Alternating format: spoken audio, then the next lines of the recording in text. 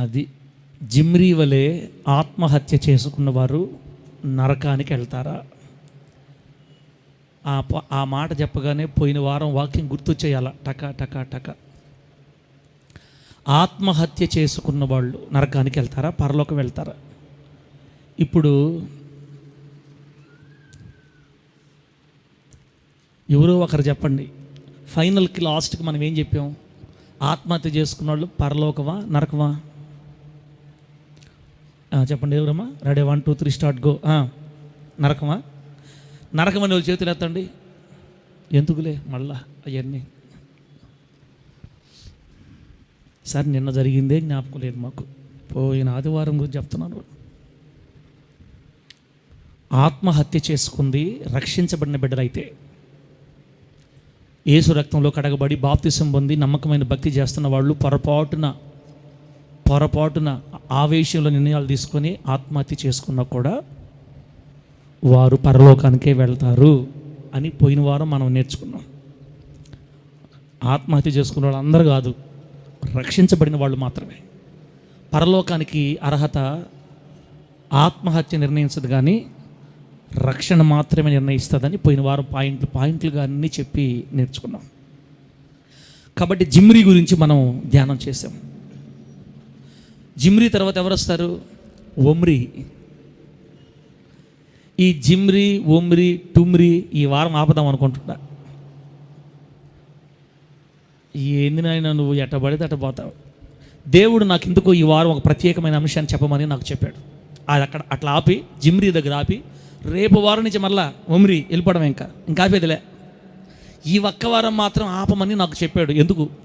ఎందుకు ఆపాలంటే సంఘములో కొన్ని పరిస్థితులు మారుతూ ఉన్నాయన్నమాట. సంఘంలో ఏదైనా కొన్ని పరిస్థితులు మారినప్పుడు దైవజనుడైన వాడు, నాయకుడైన వాడు వాటిని గమనించుకుంటా అవసరానికి తగినట్టు మందులు ఇస్తా గొర్రెలను బాగు చేసుకుంటా వెళ్ళాలి. కాపరైనోడు గొర్రెల ముఖం మార్చేసి జలుబు వచ్చినప్పుడు గొర్రెలకి ఏం చేయాలన్నా? ఎటపోతే నాకు ఎందుకులే అనుకోవాలా? జలుబు వచ్చినప్పుడే గొర్రెలకు ముందేసుకుంటే జ్వరం రాకుండా కాపాడబడతాయి. జ్వరం వచ్చిన తర్వాత కూడా నాకెందుకు అనుకున్నాడు అనుకో, పొద్దున్నలే చూసేలేకి నీళ్ళుకుపోయి ఉంటాయి. ఏంది? గొర్రెలు మేపే వాళ్ళకి అర్థమవుతాయి. గొర్రెలు గమనించుకుంటా ఉండాలా. ఎత్తి వేస్తున్నాను అడుగు, ఓ తేడా పడిన గొర్రె. ఇటు నడవమంటే ఇటు పోతుంది అనుకో, వంకి వంకి వంకి వంకి వంకి నడుస్తుంది అనుకో, ఓహో తేడా పడిన గొర్రె, ఏదో అయిపోయింది, ఏదో సోకింది. గొర్రెలు మేపే వాళ్ళకి గొర్రెలను గురించి ఒక కన్నేసి ఉంటారు గొర్రెల మీద. ఆనందంగా ఆరోగ్యంగా ఉండే గొర్రెలు ఎట్లా నడుస్తాయో కాపరికి తెలుసు. కాస్త తేడా పడిన గొర్రెలు ఎట్లా నడుస్తాయో కాపరికి బాగా తెలుసు. ఎక్స్ట్రాలు చేసి మూతుపళ్ళు రాళ్ళు కొట్టుకున్న గొర్రెలు ఎట్లుంటాయో కూడా తెలుసు. మన సంఘంలో కొన్ని పరిస్థితులు మారాయి. ఆ పరిస్థితిని చక్కదిద్దాలని దేవుడు నాకు చెబితే జిమ్రీని, ఒమ్రీని, టుమ్రీని పక్కన పెట్టి ఈరోజు మీకోసం ఒక ప్రత్యేకమైన వర్తమానం తీసుకొచ్చాను. ఈ వర్తమానం దేని కొరకంటే సరి చేయడానికి, చక్కదిద్దడానికి, నేర్పించడానికి, మరలా ముందుకు నడిపించడానికి. ఏం జరిగిందయ్యా సంఘంలో? ఏం జరిగిందంటే వాక్యం అయిపోయే లోపల మీకు అర్థమవుతాయి. మీరు గ్రహించేసేయాలి. నేను నోరు తెరిచి చెప్పను. తేడాలు ఎక్కడెక్కడ జరిగాయో మీకు వాక్యంలోనే అర్థమైపోద్ది. వాక్యం వింటే మీరు ఎంత వాక్యం అన్నా కూడా కళ్ళు తెరిచి రోబో మాదిరిగా వెళ్ళిపోయి ఉంటే నేనేం చేయలేను, మీకు అర్థం కాదు. టీవీలో చూపించడానికి కూడా మీకు ఇప్పుడు టీవీ పనిచేయదు. ఎందుకు టీవీ పనిచేయదంటే మన ల్యాప్టాప్ని బాగు చేయించాం. ఒక కుటుంబం 10,000 రూపాయలు ఖర్చు పెట్టి బాగు చేయించింది. 10,000 అయింది. మళ్ళీ అన్నీ కొత్తగా తీసుకోవాలా. పాత రోజుల్లో అంటే ఎవరో వాడిన సాఫ్ట్వేర్లు మనం వాడేవాళ్ళం కాబట్టి మనకు అన్నీ పనిచేసినాయి. ఇప్పుడు 2025 నుంచి సిస్టమ్ మార్చేశారంట. ఏం వాడాలన్నా కొనుక్కొని వాడాలి సాఫ్ట్వేర్ని. ఇంతకుముందు అటు కాదు, వాళ్ళ దగ్గర నుంచి వీళ్ళ దగ్గర నుంచి లాగేసుకోవచ్చు. గూగుల్లో నుంచి మనం దొంగతనం చేసుకోవచ్చు, అన్అఫీషియల్గా వాడుకోవచ్చు. ఇప్పుడు లేదు, అంత అఫీషియల్ చేశారు. మ్యాక్ సిస్టమ్, యాపిల్ కంప్యూటర్స్లో మాత్రమే అట్లా ఉంటుంది, అన్నీ పర్ఫెక్ట్గా ఉండాలా.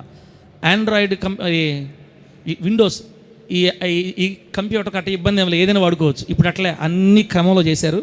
ఇప్పుడు అన్నీ కొనుక్కొనే వాడాలి అని చెప్తున్నారు. అందుకని మరలా 6,500 పెట్టి మనం కొన్నాం సాఫ్ట్వేర్ని. అది కూడా ఒక కుటుంబమే దేవుని కోసం సహాయం చేసింది. ఈ కుటుంబాల పేర్లన్నీ దేవుడి దగ్గర ఉంటాయి. ఆమె చెప్పండి గట్టిగా. 10,000 ల్యాప్టాప్కి, 6,500 సాఫ్ట్వేర్కి. ఇప్పుడు 6,500 సాఫ్ట్వేర్లో మనం ఓపెన్ చేసి చూస్తే పాప పెట్టే మరి సబ్జెక్ట్ పేర్లు కానీ పాయింట్లు పెడతారు కదా, అవేం రావట్లా. వీడియో మాత్రమే వస్తుంది. అది కూడా కొన్ని పని చేయట్లేదంట, కొత్తది కాబట్టి. వీలైతే రేపు ఆదివారానికి ఇంకొంచెం మనము రెడీ చేసుకోవాలి. నాకు తెలిసి ఇంక అన్నీ రావు. ఫోటో మన వీడియో వరకే వస్తుంది, ఆ అంశం పేరు వస్తుంది, ఆదివారం తమ్ముళ్ళు వస్తుంది. ఈ 3 వస్తాయంట చెప్తాను పాప. ఇప్పుడు మళ్ళీ అన్నీ రావాలంటే 33,000 పెట్టి కొనాలి మళ్ళీ. ఇప్పుడు ఎన్ని వేలు? ఇక ఈ తరానికి ఇట్టే తాగిచ్చేద్దాం మనం. 33,000 పెట్టి కొనేది లేదు. ఇప్పుడు దీన్ని బట్టి పెద్ద పెద్ద మినిస్ట్రీ వాళ్ళు ఎందుకు అట్లా వాడుతున్నారు? వాళ్ళు లక్షలు పెట్టి వాడుతుంటే అంత మాత్రం వస్తుంది. ఇప్పుడు దాకా బాగా సాగింది బండి, వేరే వాళ్ళే వాడతా, ఇంకంత లేదు. ఇప్పుడు ఇంత ముందులాగా మనం అన్ని వీడియోలు చూడాలంటే, టీవీలో వాడుకోవాలంటే 33,000 కట్టి కొనాలంట. కాబట్టి టీవీ సంగతి కొంతకాలం మర్చిపోయి ప్రార్థన చేద్దాం. చేయండి ప్రార్థన. 33,000 కాదు, ఎన్ని లక్షలని దేవుడు ఇస్తాడు మనకి. ఆయన ఇచ్చేదాకా ఓపిక పట్టాలి. కాబట్టి ఎక్కడి నుంచి వచ్చాం మనం? ఎక్కడి నుంచి వచ్చాం? ఏ పక్క నుంచి వచ్చాం? అరుణ్ చెప్పు. ఏమి జరిగింది అనేది మీకు అర్థం అవ్వాలంటే టీవీ చూపించుంటే అర్థమైంది. టీవీ చదవదు కదా, కాబట్టి మీరు వాక్యం వింటేనే అర్థమవుతుంది. ఎందుకులే టెన్షన్ పడతారు, చిన్నదేలే. అపోస్తల కార్యముల గ్రంథం 6వ అధ్యాయం 1 నుండి 6 వచనాలు చదువుకుందాం. అపోస్తలుల కార్యముల గ్రంథం 6వ అధ్యాయం. పాపం దాంట్లో పెడితే చదివేవాడిని, ఇప్పుడు మర్యాద చదువుకోవాలా? తీయండి, చదువుతలే, చదవండి అమ్మా. ఆ దినములలో శిష్యుల సంఖ్య విస్తరించుచున్నప్పుడు అనుదిన పరిచర్యలో తమలోని విధవరాండ్రను చిన్న చూపు చూచిరి అని హెబ్రీయుల మీద గ్రీకు భాష మాట్లాడు యూదులు సణుగుసాగిరి. అప్పుడు 12 అపోస్తలులు తమ యొద్దకు శిష్యుల సమూహమును పిలిచి, మేము దేవుని వాక్యము బోధించుట మాని ఆహారము పంచిపెట్టుట యుక్తము కాదు. కాబట్టి సహోదరులరా, ఆత్మతోనూ జ్ఞానముతోనూ నిండుకొని మంచి పేరు పొందిన 7 మనుషులను మీలో ఏర్పరచుకొనుడి. మేము వారిని ఈ పనికి నియమింతుము. అయితే మేము ప్రార్థన యందును వాక్య పరిచర్య యందును ఎడతెగక ఉందుమని చెప్పిరి. ఈ మాట జనసమూహమంతటికి ఇష్టమైనందున వారు విశ్వాసముతోనూ పరిశుద్ధాత్మతోనూ నిండుకొనిన వాడైన స్టెఫను, ఫిలిప్పు, ప్రొకొరు, నీకానోరు, తీమోను, పర్మెనాసు, యూదుల మత ప్రవిష్టుడును అంతియొకయ వాడునగు నీకొలాసు అను వారిని ఏర్పరచుకొని వారిని అపోస్తలుల ఎదుట నిలువబెట్టిరి. వీరు ప్రార్థన చేసి వారి మీద చేతులుంచిరి. చదివిన ఈ వాక్యాన్ని దేవుడు మనకు అర్థమగునట్లు బోధిస్తూ ఉండగా, ఎవరైతే దేవుని వాక్యానుసారంగా జీవించాలని ఆశపడతారో అట్టి వారికి దేవుడు వాక్యానుసారంగా జీవించు కృపని బలమును అనుగ్రహించి ఆయన వాక్యములో స్థిరపరచునుగాక. గట్టి చెప్పండి ఆమేన్. ఆమేన్ అన్నారా? ఆపవయ్య అన్నారా? అప్పుడే 11:30కే శనివారం రోజు రాత్రి మీ ప్రార్థన ఎవరు చేస్తారమ్మా? అసలు ఎంత భారమైన ప్రార్థన మా గురించి. సార్ అసలు ఎట్ట వాడబడాలంటే అగ్నిలో వాడబడాలి. అగ్ని హల్లెలూయా స్తోత్రం అని శనివారం రోజు రాత్రి ఇసాకన్నా ఎంత ప్రార్థన చేసేది తెలుసు నా గురించి అందరూ. అందుకే వాళ్ళే కొంచెం మంకుగా ఉన్నారు, ఇక్కడ మత్తుగా ఉన్నారు. మీకు దండాలమ్మ, పెద్ద దండాల. శనివారం రోజు రాత్రి తప్ప మిగతా రోజులు ప్రార్థన చేయండి. శనివారం రోజు రాత్రి రెస్ట్ తీసుకోండి. ముత్తుకూరులో కూడా ఈరోజు కొంతమంది నా గురించి ప్రార్థన చేస్తూనే ఉన్నారు. ఎంతైనా వాక్యం చెప్పు చేస్తూనే ఉన్నారు ప్రార్థన. ఇంకెందుకులే మళ్ళీ ఊరకనే చెప్తే మళ్ళీ ఫీల్ అవుతారని నేను వదిలేసేవాళ్ళని. కొన్ని సంఘాల్లో 4 గంటలకు ఫస్ట్ ఆరాధన. ఎన్ని గంటలకి? వేకుజాము 4 గంటలకు ఫస్ట్ ఆరాధన. 4 to 6 మందిరాలు నిండిపోతున్నాయి. మనకు 10 గంటలకు ఆరాధన. అయినా మంకొదలట్లా. ఇవన్నీ రాలగొట్టడానికి ఈరోజు వాక్యం చేస్తున్నాము. అయిపోద్ది అటో ఇటో. ఇప్పుడు మనం చదివిన సరితం అనుకోండి, ఏంటంటే మాట్లాడుతున్నాను అన్న అసలు రాలగొడతాడంట. నేను కాదు, పరిశుద్ధాత్మదేవుడు మనల్ని అందరూ రాలగొడతాడు. ఏమేమైతే అతుక్కో ఉన్నాయో అన్నీ రాలిపోవాలా. ఇప్పుడు మన వాక్యం దగ్గరికి వెళ్దాం, పండి సందర్భం దగ్గరికి వెళ్దాం. దేవుని బిడ్డలారా, యేసుక్రీస్తు వారు పరలోకానికి ఆరోహణమై వెళ్ళిపోయిన తర్వాత పేతురు గారికి మిగతా 12 మంది శిష్యులకి దేవుడు సంఘ భారాన్ని అప్పగించి వెళ్ళాడు. యేసుక్రీస్తు వారు మొట్టమొదటి సంఘ నిర్మాణకుడు భూమి మీద. యేసుక్రీస్తు వారు భూమి మీద పరిచయం చేసినప్పుడు 100 మంది 1000 మంది వచ్చేవాళ్ళు మందిరాలకి, ఆరాధనలకి. ఆయన వెళ్ళిపోయిన తర్వాత అందరూ జారిపోయారు. మొత్తానికి 12 మంది శిష్యులకి బాధ్యతలు అప్పగించాడు. ఈ 12 మంది శిష్యులు దేవుని పరిచర్య కోసం 10 రోజులు మేడగదులు వేచి ఉండి ప్రార్థన చేసి పరిశుద్ధాత్మను పొందుకున్నారు. పొందుకున్న తర్వాత మొట్టమొదటిసారి చెప్పిన వాక్యానికి ఎంతమంది మారారు? 33 మంది, 3000 మంది. ఒకటే వాక్యం 15 నిమిషాల వాక్యానికి 3000 మంది గుండెలు బాదుకొని నేర్చి అదే రోజు బాప్తిసం పొంది సంఘంలో చేర్చబడ్డారు. ఒక్క రోజుకి విశ్వాసుల సంఖ్య 3000కు చేరుకుంది. తర్వాత 2-3 రోజుల గ్యాప్ సొలొమోను మంటపంలో శృంగారమున దేవాలయపు ద్వారమున దగ్గర కూర్చున్నటువంటి ఎవరిని? ఏ వ్యాధి? కుంటివాణ్ణి. వెండి బంగారు నా యొద్ద లేవు, కానీ నాకు కలిగిందే నీకు ఇస్తున్నాను, యేసు నజరేయుడైన యేసు నామములో లేచి నడువని చెయ్యి పట్టుకొని లేపాడు పేతురు. లేచాడు అంతే. లేచి అద్భుతాల మీద అద్భుతాలు, స్వస్థల మీద స్వస్థతలు. కుంటోడు నడిచేసరికి ఆ రోజు మందిరంలో చెప్పిన వాక్యానికి ఒకే దెబ్బకి 5000 పెట్టెలు రాలే యేసునామలు అంతే. ఈరోజు 5000, మొన్న 3000, మొత్తం ఎంతమంది? 8000 మంది శిష్యులు, విశ్వాసులు చేరిపోయారు. పెద్ద సంఘం అయిపోయింది. ఇంకా ఆ తర్వాత అనుదినము విశ్వసించుచున్న వారిని దేవుడు సంఘంలో చేరుస్తూ ఉన్నాడంట. ఏ రోజుకి ఆ రోజు 100,000 మంది ఆత్మలు చేరుతా ఉన్నారు. పెద్ద సంఘం అయిపోయింది. ఈ సంఘం అంతా ఏం చేసేవాళ్ళు అంటే ఒక్కొక్క రోజు ఒక్కొక్క ఇంట్లో కూడుకునేవాళ్ళు. అందరూ ఒక దగ్గర చేరడానికి వాళ్ళకి మందిరాలు లేవు మనలాగా. ఎన్ని మందిరం, ఎంత మందిరం ఉన్నా 20,000, 30,000 ఏం పడతారు? కాబట్టి ఏం చేశారంటే ఒక్కొక్క రోజు ఒక్కొక్క ఇంట్లో, ఇదిగో బెదరో రేపు మీ ఇంట్లో, సిస్టరో రేపు మీ ఇంట్లో ప్రార్థన, ఆడే కూడుకుందాం, ఆడే భోంచేద్దాం, ఆడే రొట్టె విరద్దాం. అనుదినము ఇంటింట రొట్టె విరుస్తూ ఉన్నారు. అదే ప్రార్థన, అదే ఆరాధన వాళ్ళకి. ఇలా సాగిపోతూ ఉన్నప్పుడు మందిరాలు పరిచయం విస్తరిస్తుంది, విశ్వాసులు విస్తరిస్తున్నారు, సేవ సాగుతూ ఉంది. అకస్మాత్తుగా ఒక రోజు ఏం జరిగిందంటే మొట్టా మేస్త్రి ఆ సంఘంలో కూడా జ్వరపడ్డాడు.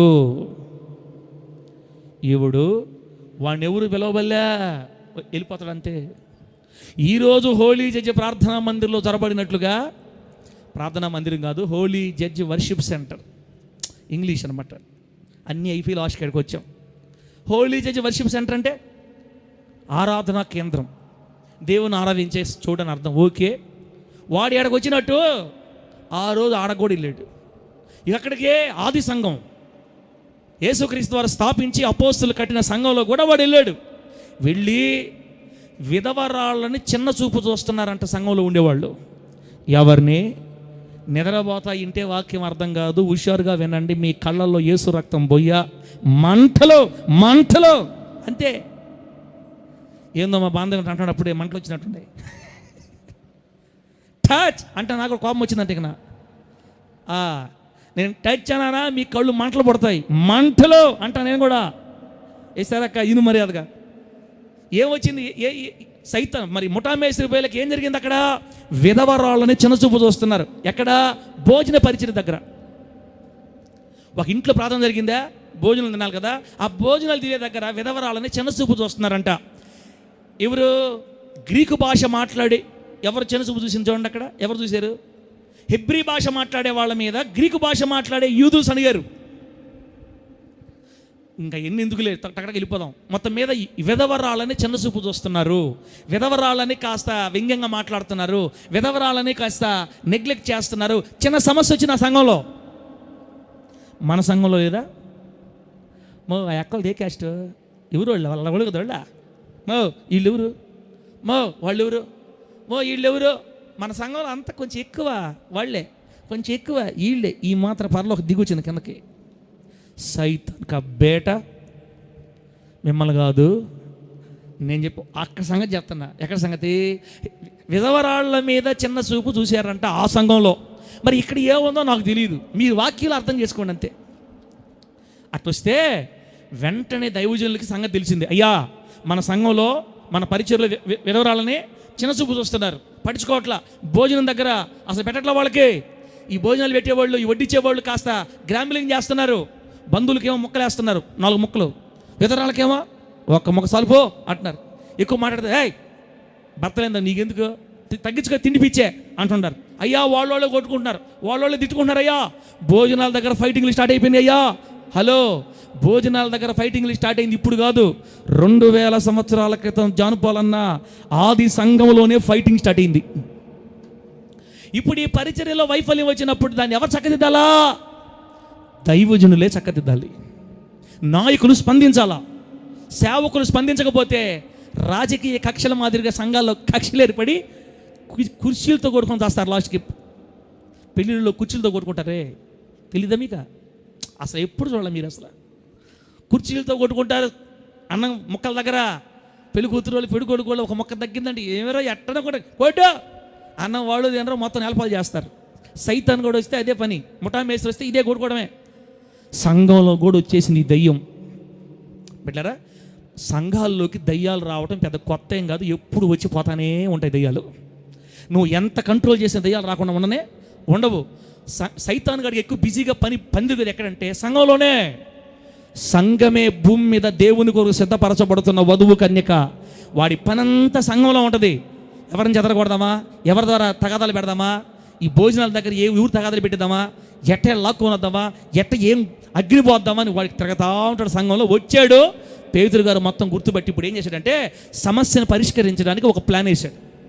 ఆ ప్లాన్ ఏంటంటే, అయ్యలారా అందరూ రండి, ప్రార్థన అయిపోయింది, మాట్లాడుతున్న పేతురు గారు, ఇదిగో విధవరాలను చిన్నచూపు చూస్తున్నారన్న నింద మనకు వచ్చింది, ఓకే, ఈరోజు నుంచి ఏం చేద్దామంటే మేమందరికీ భోజనం పెట్టడం ద్వారా కొంతమందిని పట్టించుకోలేకపోతున్నాం, మాకు టైం లేదు, అసలు మేమేంది భోజనం పంచిపెట్టేదే, పాస్టర్లవే. మేమేం చేయాలంటే ప్రార్థన యందును వాక్య పరిచర్య యందును ఎడతెగక మేము ఉండాలా. ఈ పని మానేసి మీకు అనాలు పెట్టుకుంటా మీకు వడ్డించుకుంటా మేము ఉండి. అప్పట్లో స్టార్టింగ్లో వడ్డించింది ఎవరంటే దైవజనులే, అపోస్తలులే సంఘానికి భోజనం వడ్డించేవాళ్ళంట. ఇక మాకు ఆ పని వద్దు, మాకు వేరే పని బిజీ అయిపోయింది. ఇదిగో ఇక నుంచి భోజనాల దగ్గర పరిచర్య చేయడానికి మీలో మీరే ఒక 7 మందిని సెలెక్ట్ చేసుకోండి. ఎంతమందిని? 7గురిని మీలో మీరే సెలెక్ట్ చేసుకోండి.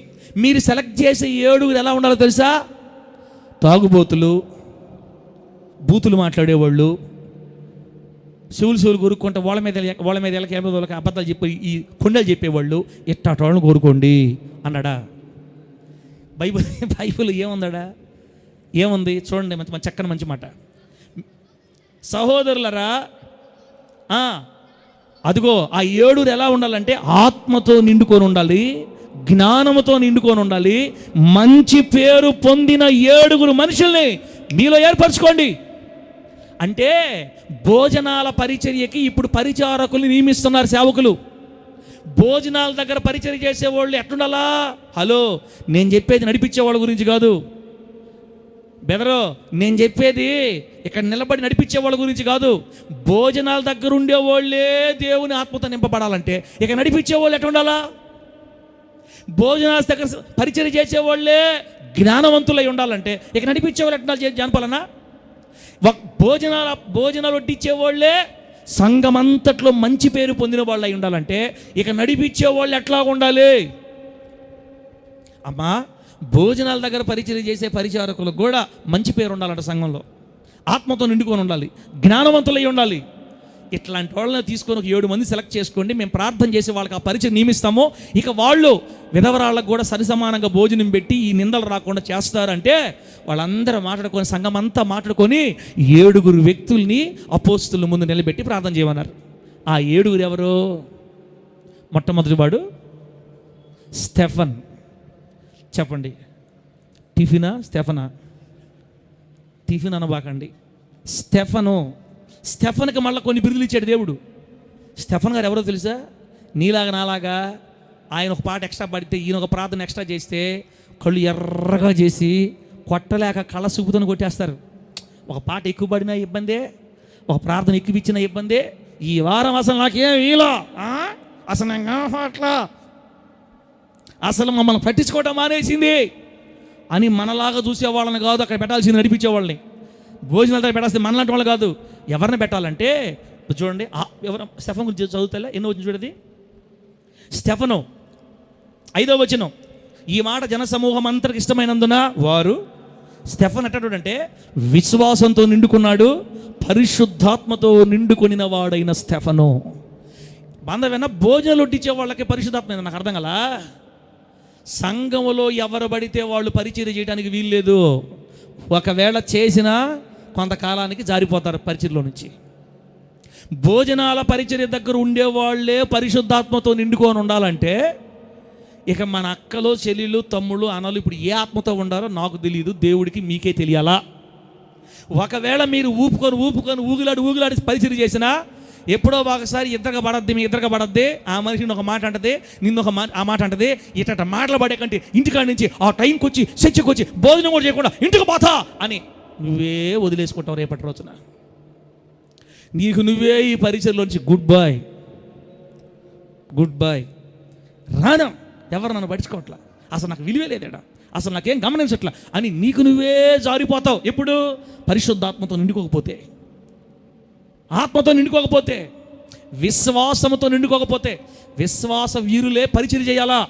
అది ఏ పరిచర్య? సుభాషిణమ్మ తల్లే మన మధ్యలో సుభాషిణ తల్లి చెప్పి ఆడుతుంది, స్తోత్రం అల్లో నా తండ్రి ప్రార్థన చేసేదానికి కాదు.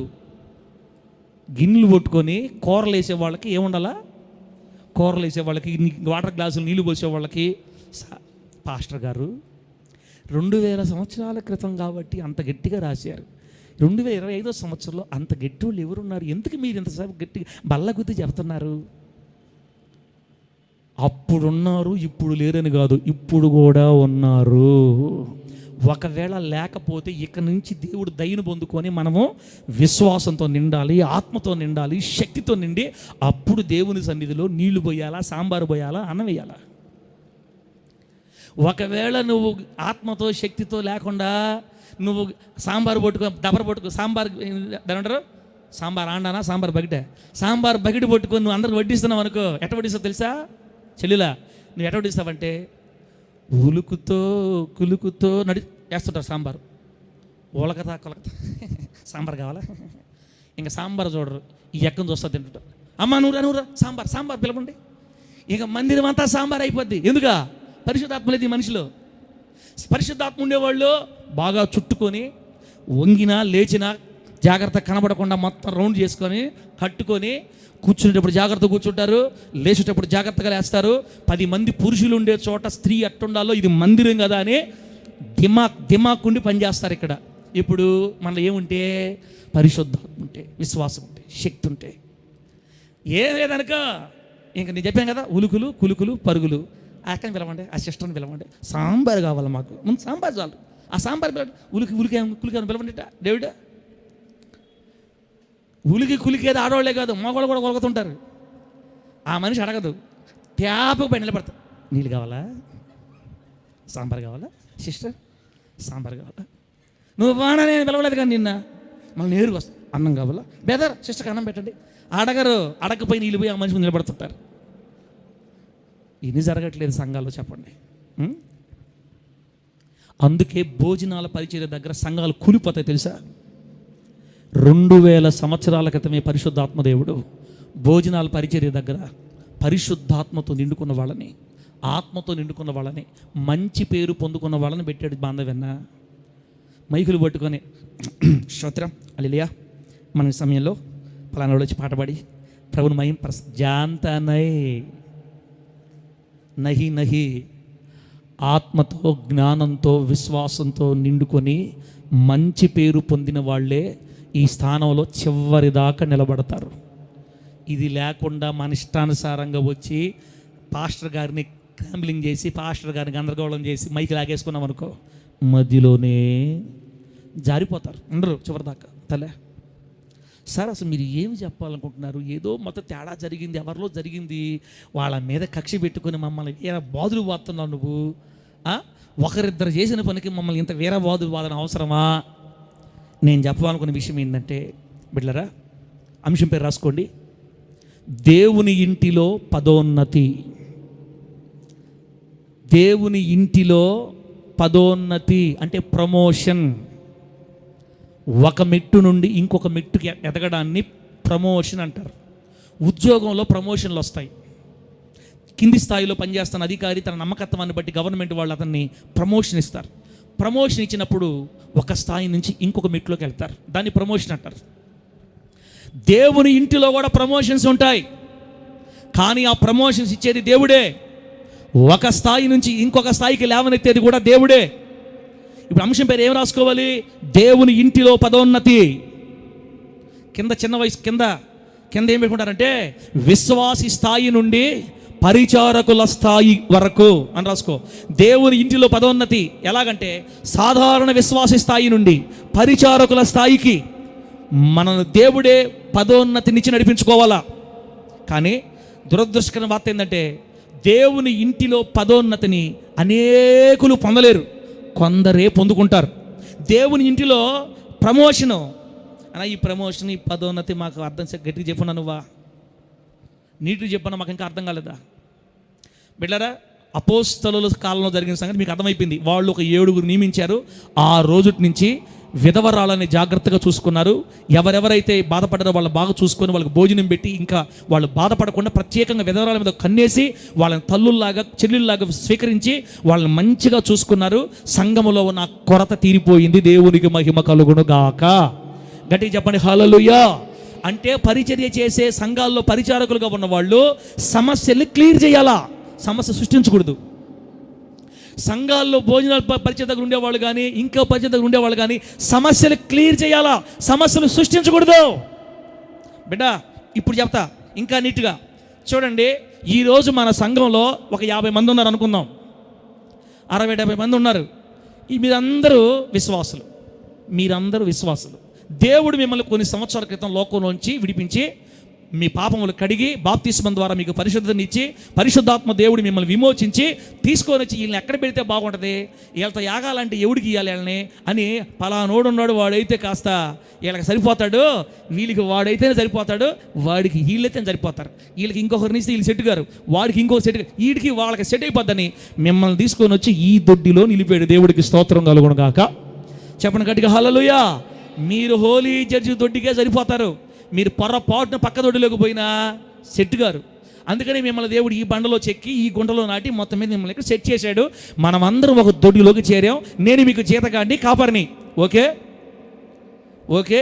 ఇలా కొన్ని రోజులు గడుస్తూ ఉండగా మీలో ఉన్న కొందరు ఈ కింద కూర్చొని దేవుని మాటలు వింటున్న విశ్వాసులైన మీలో కొందరు ఏం చేస్తారంటే గట్టి తీర్మానం చేసుకుంటారు. ఏమని? వాక్యానుసారమైన జీవితం నేను కలిగి ఉంటాను ప్రభువా, బలహీనతలో నేను మాటికి పడిపోకూడదు ప్రభువా, నేను జయించాలి ప్రభువా, నేను నిన్ను బట్టి రోషంగా బతకాలి ప్రభువా, లోక సంబంధమైన ఏ బలహీనత నాలో ఉండకూడదు ప్రభువా అని తూత్ మాలిష్ తీర్మానాలు కాదు. ఏ మాలిష్? తూత్ మాలిష్ తీర్మానాలు కాదు. ఈరోజు చేసి రేపు పడిపోయి ఏళ్ళు పడిపోయి తీసి పడతాలే, ఇది కాదు. కొందరు ఏం చేస్తారు? గట్టి తీర్మానం తీసుకుంటారు. బ్రతికితే యేసు కోసం రోషంగా బతకాలి. ఇందాక పాడాం కదా, అంత అబద్ధాల పాట. ఎలా బ్రతకలేకపోతే నన్ను ఏం చేయి, భూమి మీద నుంచే తీసేయి. నిజమేనదే రాసుకున్నాం కాబట్టి పాడుతున్నాం, కానీ నిజంగా ఆ తీర్మానం ఉందా మనలో?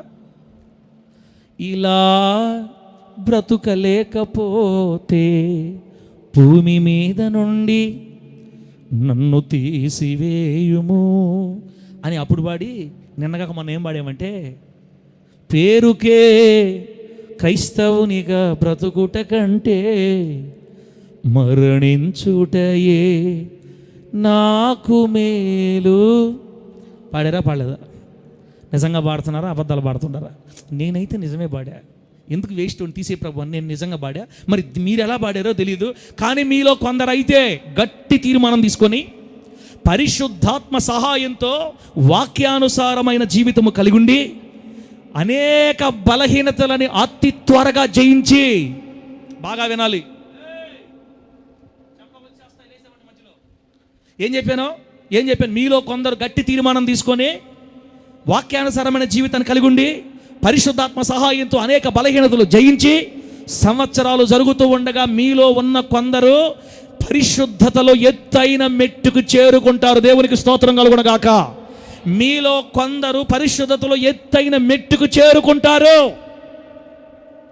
బిడ్డలారా, అంత మాత్రమే కాదు, సంఘములో ఉన్న ఇతరమైన వారికి, అనేకులకి, సంఘంలో ఉండే ఇతరులకి మీరు మాదిరికరమైన జీవితాన్ని అనుసరిస్తారు.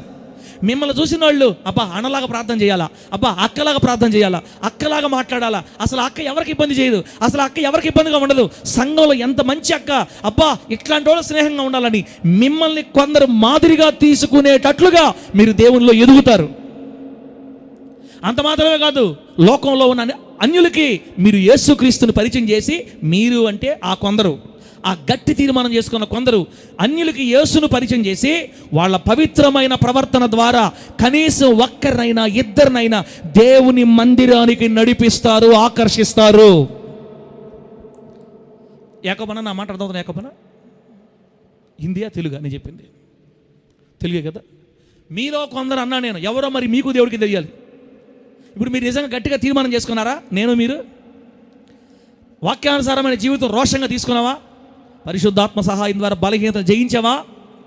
సంఘములో ఉంటే అక్కలాగా ఉండాలని పేరు తెచ్చుకున్నావా? మంచి పేరు తెచ్చుకున్నావా? ఆ 7 మందిలాగా నయోమక. ఎందుకో సార్క నయోమక అంటే భలే ప్రేమ, ఎప్పుడు నయోమక్కని పిలుస్తుంటాడు. అవును, నయోమకకి నాకు మాత్రమే తెలుసు మా ఇద్దరి మధ్య ఉన్న ప్రేమ ఏందో.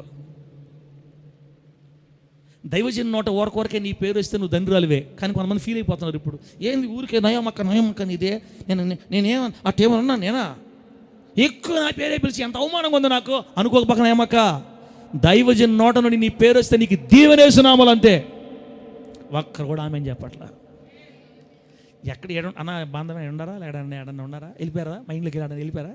ఆ పోతే మంచిదే, వాక్యలకు వెళ్ళిపోవాలి. మనలో ఉన్న కొందరు గట్టి తీర్మానం చేసుకొని మాదిరిగా ఉండి మంచి పేరు పొంది అన్యులను కూడా ప్రభావితం చేసి ఒకరిలో ఇద్దరిలో దేవుని మందిరికి లాగగలిగే మెట్టుకి కొందరు చేరుకుంటారు. చేరుకున్న వాళ్ళు కూడా ఉన్నారేమో. అట్లా ఎవరైతే సంఘానికి, సమాజానికి, కుటుంబానికి వెలుగునిచ్చే కొవ్వొత్తిగా వెలుగుతూ కరుగుతూ సంఘములో మామూలు స్థాయిలో ఉన్న విశ్వాసుల్ని దేవుడు ప్రమోషన్ ఇచ్చి పై మెట్టుకెక్కిస్తాడు. చాపట్లు కొట్టి ఇప్పుడు దేవుడికి కొట్టు గట్టి కొట్టి దేవునికి స్తోత్రం కలుగునగాక. హల్లెలూయా.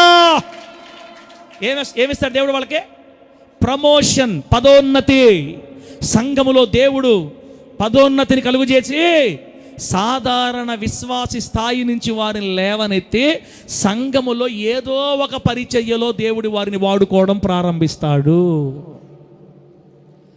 ఇప్పుడు చెప్పండి, దేవుడు మనల్ని పరిచారకుడిగా వాడుకోవాలంటే ముందు ఇన్ని జరగాల? గట్టి తీర్మానం తీసుకోవాలి, వాక్యానుసారమైన జీవితం కలిగి ఉండాలి, పరిశుద్ధాత్ముని సహాయంతో బలహీనతలు పూర్తిగా జయించేయాలి, ఇతరులకి, అనేకులకి, సంఘంలో అనేకులకి మాదిరికరమైన జీవితాన్ని కలిగి ఉండాలి, సంఘంలో మంచి పేరు సంపాదించుకోవాలి, అన్నిళ్ళు సైతం సంఘంలోకి ఆకర్షించే ప్రభావం కలిగి ఉండాలి. బిడ్డలారా, ఎన్ని అగ్ని వంటి శ్రమలు వచ్చినా కూడా, అగ్ని వంటి శ్రమల్లో నడవాల్సి వచ్చినా కూడా అదరక బెదరక విశ్వాసంతో సాగిపోతూ శ్రమలు సహించడంలో కూడా ఇతరులకు మాదిరి చూపగలిగే లోతైన అనుభవంలోకి, ఎత్తైన మెట్టులోకి ఎదిగిన వారినే దేవుడు పదోన్నతినిచ్చి ప్రమోషన్ ఇచ్చి సాధారణ విశ్వాస స్థాయి నుండి సంఘములో పరిచారకుల స్థాయికి లేపుకుంటాడు. సెలెక్ట్ చేసేది ఎవరక్క? ఇశ్రాయేల్ పాస్టర్ దేవుడా? సెలెక్ట్ చేసేది ఎవరు? ఇశ్రాయేల్ పాస్టర్ దేవుడా? దేవుడే. ఇప్పుడు పరిచర్య చేస్తున్న అక్కలారా, మిమ్మల్ని ఎవరు సెలెక్ట్ చేసుకున్నారు? దేవుడా, ఇశ్రాయేల్ పాస్టరా? ఎంత బాగా చెప్పారో దేవుడని. అది నిజమైతే యేసు నామములో అంతకంటే ఆనందం ఏముంది నాయన. కొంతమంది పాస్టర్ గారి ద్వారా సెలెక్ట్ అయిన వాళ్ళు ఉంటారు. అన్న నువ్వు చెప్పనా, అన్న నువ్వు చేయనా, తమ్ముడు నువ్వు చేయి, అయ్యా నువ్వు చేయి అని పాస్టర్ కొంతమంది సెలెక్ట్ చేసుకుంటాడు. పాస్టర్ సెలెక్ట్ చేసుకున్న వాళ్ళు భవిష్యత్తులో ఊడిపోయి రాలిపోయే ప్రమాదం ఉందేమో, కానీ దేవుడు సెలెక్ట్ చేసుకుంటే నీ సమాధి వరకు సంఘంలో నీ స్థాయి భద్రంగా ఉంటుంది యేసు నామములో. గట్టి చెప్పు హల్లెలూయా. నీ స్థాయిని ఇంకెవరు దొంగిలించలేరు. ఇది పాయింట్. బిళ్ళరా, ఇప్పుడు మీకు అర్థమైంది. సంఘములో దేవుడే ప్రమోషన్ ఇచ్చి పదోన్నతికి, అనగా సాధారణ విశ్వాసుల స్థాయి నుంచి పరిచారకుల స్థాయికి దేవుడు తీసుకెళ్తాడు. బాగా వినండి. సాధారణ విశ్వాసులు అంటే మందిరంకి వస్తారు, వెళ్ళిపోతారు. వీళ్ళు దేంట్లో వచ్చి కలగ చేసుకోరు. ఏదో వచ్చారా, వెనక కూర్చున్నారా, ముందు కూర్చున్నారా, దేవుని మాట్లాడినారా, చిన్న ప్రార్థన చేసి వెళ్ళిపోయారా. అట్టని వీళ్ళు తక్కువ అని కాదు నేను చెప్పేది. 100 మంది సాధారణ విశ్వాసులు ఉంటే 2 3 మాత్రమే దేవుడు సెలెక్ట్ చేస్తాడు. గట్టిగా 10 మందినే సెలెక్ట్ చేస్తాడు. మిగతా 90 మంది వేస్ట్ అని కదా అని అర్థం. కానీ ఆ 100 మందిలో కూడా పరిపూర్ణతను దేవుడు చూస్తే వారిని కూడా ఏదో ఒక పరిచర్యకి లేపుకుంటాడు. మన గురి ఏముండాలంటే, నేను ఖచ్చితంగా దేవుని ఇంట్లో ప్రమోషన్ కొట్టాలా, యేసునామమున ఆమేన్ చెప్పగట్టుగా. నేను ప్రమోషన్ పొందాలా, పదోన్నతి నాకు రావాలా, నేను దాన్ని సంపాదించుకోవాలా అనే ఆశ కోరిక ఉన్నోడికే ఏదన్నా చేద్దాం అనిపిస్తుంది. అంత వద్దులే, నోరు మూయి, సైలెంట్ గుండు, వెళ్ళామా, వెనక్కి కూర్చున్నా, 2 మాటలు విన్నామా, ఆమేన్ అంటే బుల్లెట్ గుండు దొరకకుండా పోయామా అంటే 2072 వచ్చినా కూడా నీ సంఘంలో నీ స్థితి అలాగే ఉంటుంది. ఆశ ఉండాలి తల్లే, ఆశపడు, ప్రవర్తన చక్కదిద్దుకోవాలి, ప్రమోషన్ దేవుడు ఇవ్వాలి. రైట్ బిడ్డలారా, ఇప్పుడు ముందుకెళ్దాం. అన్న, పరిచారకులకి విశ్వాసులకి పెద్ద తేడా ఏముంటుంది చెప్పు? విశ్వాసులకి పరిచారకులకి పెద్ద తేడా ఏంటి అంటే, పరిచారకుల ప్రమోషన్ అయితే పెద్ద గొప్ప స్థాయి, అదేమన్నా సంఘంలో ఏమన్నా పెద్ద గొప్ప స్థాయా? బిడ్డలారా, అది కూడా చెప్తాను. విశ్వాసులకి పరిచారకులకి తేడా ఏంటంటే, వీళ్ళు సంఘములో పరిచర్య చేసే పరిచారకులు ఎవరైతే ఉన్నారో వీళ్ళు దాదాపుగా దైవజనుల వలె ప్రవర్తిస్తారు సంఘంలో. గుర్తుపెట్టుకోండి, దైవజనుల వంటి ఘనత దొరుకుతుంది వీళ్ళకి. దైవజనులకి దగ్గర విలువ దొరుకుతుంది. దైవజనుడు చేసే పనులకు దగ్గర పనులు వీళ్ళు చేస్తారు. పరిచారకులు ఏం చేస్తారు సంఘంలో? పరిచారకులు సంఘంలో ఏం చేస్తారు అది కూడా చెప్తా. పరిచారకుల స్థాయికి దేవుడు లేవనెత్తాడా? వీళ్ళకి మొత్తం మీద వీళ్ళకి ప్రమోషన్ వచ్చిందా? ప్రమోషన్ వచ్చిన తర్వాత వీళ్ళు సంఘంలో ఇంకా ఎట్లా ముందుకెళ్తారో చెప్తా. మీరు పాయింట్లు రాసుకోండి బిడ్డలారా. మీరు ఏది అనిపిస్తే అది రాసుకుంటా ఉండండి. టీవీ ఉంటే అన్ని పాయింట్లు ఉన్నాయి, కానీ నేను చెప్పుకుంటా వెళ్ళిపోతాను. పరిచారకులుగా దేవుడు ప్రమోషన్ ఇచ్చిన తర్వాత సంఘములో వీళ్ళకి ఎన్ని రకాల పరిచర్లు ఉన్నాయి ఇప్పుడు చెప్తా. సంఘములో పరిచారకులకి ఎన్ని రకాల పరిచర్లు దేవుడు ఉన్నాయి.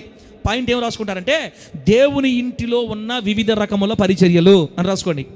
దేవుని ఇంట్లో ఉన్నటువంటి వివిధ రకాల పరిచర్యలు. సంఘంలో ఇన్ని రకాల పరిచర్లు ఉంటాయి, దాదాపుగా 8 రకాల పరిచర్లు ఉన్నాయి. రాసుకోండి. నంబర్ 1, అన్నిటికంటే ముఖ్యమైన పరిచర్య భోజనాల పరిచర్య. సంఘంలో ఏ పరిచర్య? ఫస్ట్ ఆ రోజు భోజనాల పరిచర్యే, ఈ రోజు భోజనాల పరిచర్య. భోజనాల పరిచర్లో మళ్ళీ కొన్ని సబ్ పరిచర్లు ఉన్నాయి, సబ్ ఐటమ్స్. భోజనాలు అంటే ఏం చేయాలి? వంటకన్నీ రెడీ చేసుకోవాలా, కూరగాయలు కట్ చేసుకోవాలా, సహాయం చేసుకోవాలా, వంట వార్పు చేయాలా, పొయ్యి దగ్గర వండాలా.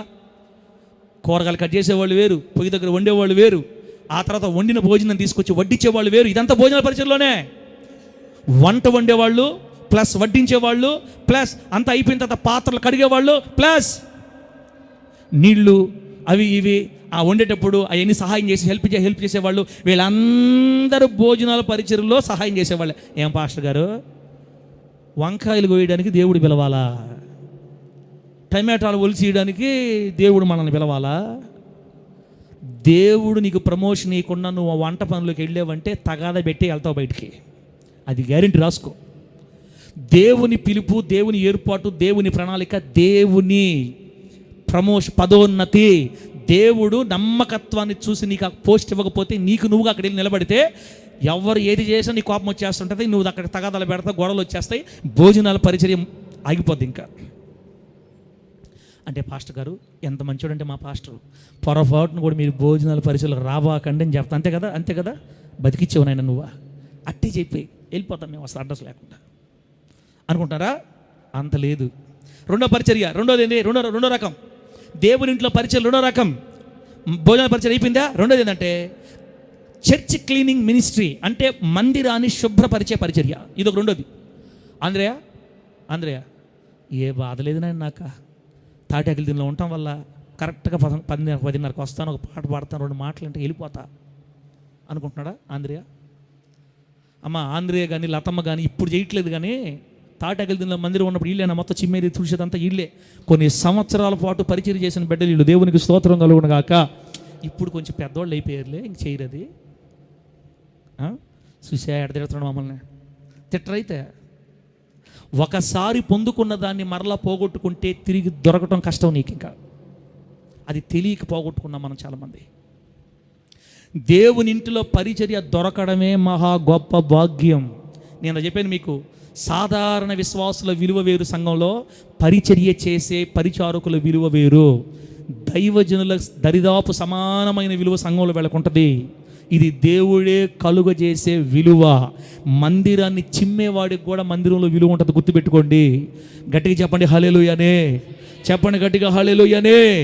ఆ పూటకి ఆ సమయానికి మందిరంకి వచ్చి పోయే వాళ్ళ విలువ కంటే మందిరాన్ని చిమ్మేవాడికి విలువ ఎక్కువ. రెండో పరిచర్య చెప్పాను కదా, మందిరాన్ని శుద్ధి చేసే పరిచర్య. కిటికీలు తుడిచినా, బూజు కొట్టినా, ఫ్యాన్లు తుడిచినా, బలిపీఠం తుడిచినా, చాపలేసినా, క్లీన్ చేసినా, తర్వాత అయిపోయి మరలా చాపలు చుట్టి పక్కన పెట్టి మొత్తం చిమ్మి కడిగి శుద్ధి చేసి వెళ్ళిపోయినా, ఇదంతా రెండో రకం పరిచర్య సంఘంలో. మందిరాన్ని శుభ్రపరిచే పరిచర్య. 3, సౌండ్ సిస్టమ్ పరిచర్య. ఇది కూడా దేవుని ఇంట్లో పనే. ఏంటి, ఏ పని? Sound system. ఇది పురుషుల పరిచర్య. ఇప్పుడు సౌండ్ సిస్టమ్ పెట్టేవాళ్ళు మన సంఘంలో ఎంతమంది ఉన్నారు? ఏక్ నిరంజన్ ఒకడే. ప్రకాష్ కానీ ఇప్పుడు రాకపోతే ఇక మన ఒయిలు మనం ఎత్తుకోవాలా, మన సౌండ్లు మనం పెట్టుకోవాలా. ఇప్పుడు ప్రకాష్ కూడా ఆలోచించాలి, ఇది నేను ఒక్కడనే ఎంతకాలం చేయగలుగుతానో. ఎవడో ఒకడికి నేను పోయే లోపల 10 మంది నేర్పిద్దామని అనుకోవాలా. మరి మా తమ్ముడు ఏమనుకుంటాడో ఇంకా ఆయన ఇష్టం. ఆయన్ని దేవుడు ఏరుకున్నాడు కాబట్టి ఇంకా మనం కూడా ఏమనలేం, ఆయన దేవుడికి అప్పగించడమే. ఇది మనిషి ద్వారా అప్పగించబడింది కదా ఆ బిడ్డకి. దేవుడు సెలెక్ట్ చేశాడు ఆ పరిచర్యకి, అతను న్యాయం చేయాలి. ఇప్పుడు ఏం చెప్పాను? సౌండ్ సిస్టమ్ పరిచర్య. లైట్లు కట్టడం కూడా ఒక పరిచర్య. తల్లులారు మీకు అర్థం కదా, అది అందరు చేయలేరు. దేవుడు కోరుకున్న వాళ్ళే ఆ స్థితికి లేవనెత్తిన వాళ్ళ పరిచర్య చేస్తారు. 4, సోషల్ మీడియా. అదిగో నా చిన్న కూతురు చేస్తుంది. నా చిన్న కూతురు పొద్దున ఏమంటుందంటే, డాడీ మందిరాన్ని జిమ్మేదిగా నాకు ఉంటే అసలు ఎంత బాగుంటే డాడీ, అసలు ఆంటీ వాళ్ళు వచ్చేసారు, అక్కడ నేను చెమ్మలేకపోతా. మెంటల్. అది ఒక పరిచర్య, ఇది ఒక పరిచర్య. ఇది కూడా పరిచర్యే. నువ్వు ఒక్కదానివి కష్టపడ్డావంటే అమెరికాలో ఉండేవాళ్ళు కూడా ఈ మాటలు వింటారు యేసునామములో. అది తక్కువ, ఇది ఎక్కువని కాదు. అదే, ఇదే. నువ్వు ఒక్కదానివి ఫెయిల్ అయ్యావంటే మన వాక్యం ఇంకా ప్రపంచంలో బయటికి బానే పోదు. సోషల్ మీడియా పరిచర్య. కెమెరాలు పట్టుకొని వీడియోలు తీయటం, ల్యాప్టాప్ల దగ్గర చూడటం, తర్వాత దాన్ని రెడీ చేసి యూట్యూబ్లో పెట్టడం, ఇదంతా కూడా దేవుడిచ్చే పరిచర్య. ఇది సంఘ పరిచర్యలో ఇదొక రకమైన పరిచర్య అయిందా. 5వది ఏందదే? ఈ పరిచర్య ఏంది? మందిరానికి క్రమంగా రాని వారిని, మధ్యలో మందిరానికి ఆగిపోయిన వాళ్ళని తిరిగి మందిరానికి అంటుకట్టే పరిచర్య కూడా ఒక పరిచర్యే. ఈ మాట అర్థమైంది యాకోబు నీకు? మందిరానికి క్రమంగా రాకుండా అప్పుడప్పుడు వస్తుంటారు చుట్టపు చూపుల్లాగా. కొంతమంది పాస్టర్ మీద ఆగిపోయి ఉంటారు. సంఘంలో ఉన్న కొంతమంది ఏం చేస్తారంటే, ఇలా ఆగిపోయిన వాళ్ళని అప్పుడప్పుడు వచ్చే వాళ్ళతో కాస్త మాట్లాడి, ఫోన్ చేసి, అవసరమైతే ఇంటికి వెళ్ళి, అందరు కాదు, దేవుడు ప్రమోషన్ ఇచ్చిన వాళ్ళు మాత్రమే, పదోన్నతి పొందిన వాళ్ళు మాత్రమే, మంచి పేరు సాక్ష్యం ఉన్న వాళ్ళు మాత్రమే ఇంటికి వెళ్ళి ఫోన్లు చేసి, బిడ్డ అట్లా ఉంటే అట్టక్క, చెల్లిలా, అమ్మ, తమ్ముడా, అన్నా అట్లా ఎలా, అట్లా ఉండకూడదు, దేవుడికి దూరం అయితే సాతాను ఆక్రమిస్తుంది, బాగుండదు, మన మాటినో, అటు కాదయ్యా, ఇటు కాదమ్మా అని ప్రేమతో వాళ్ళని మరల లైన్లో తీసుకొని వచ్చి మందిరానికి దూరమైన వారిని తీసుకొచ్చి మందిరంతో అంటు కట్టేది కూడా ఒక పరిచర్యయే. అర్థమైతే గడిగా హల్లెలూయా చెప్పు. నీరసంగా అంటున్నారు కొంతమంది, నాకు తెలీదు, చెప్పమన్నాడు, నేను చెప్పేస్తా. ఫోన్లకి మీదట ఎన్నటికి మోగకుండును గాక. ఆమె అన్నారా? మీ ఇష్టం, ఇంకా అయిపోయింది. నేను కూడా సైలెంట్లో పెట్టుకుంటాను. నాయన, నాకు ఉండేది ఒక ఫోనేనమ్మా, పెట్టుకోండి సైలెంట్, అందరూ ఫోన్ సైలెంట్లో పెట్టుకోండి. ఎందుకు మోగాల? అవసరమా దేవుని సన్నిధిలో? ఎన్నైనాయి అమ్మా? 5 కదా. 6వది దేవుని ఇంటిలో ఉన్న వివిధ రకాల పరిచర్యలు చెప్తున్నాను నేను. 6వది దైవజనుల వ్యక్తిగత అవసరాలలో పాలు పొందే పరిచర్య మరియు సేవకులకు చేయు వ్యక్తిగత పరిచర్య. ఇది కూడా ఒక పరిచర్య. దేనమ్మా, దేనం మెడ చూస్తుందంటే, ఎందుకు సార్ మమ్మల్ని ఈ విధంగా నువ్వు? సరే కానీ ఏదో పట్టుకొని వచ్చావు, ఏదో జరిగింది సంఘంలో, ఇక ఈరోజు అయిపోయింది మా పని, ఏడ బాధురట్టుండవు, ఇప్పుడేం మెత్తగా చెప్తుండవు, ఇంకా ముందు ఏమైనా కత్తి దోస్తావో ఏమో, ఏం జరిగిందో ఏమో. తల్లే అలా అనుకోబాకండి. ఏం జరిగిందో కూడా లాస్ట్లో హింట్ ఇస్తానులే మీకు. పరిచర్య చేసే దగ్గర కాస్త తేడాలు జరుగుతున్నాయని ఇదన్న నా బాధ అంతా.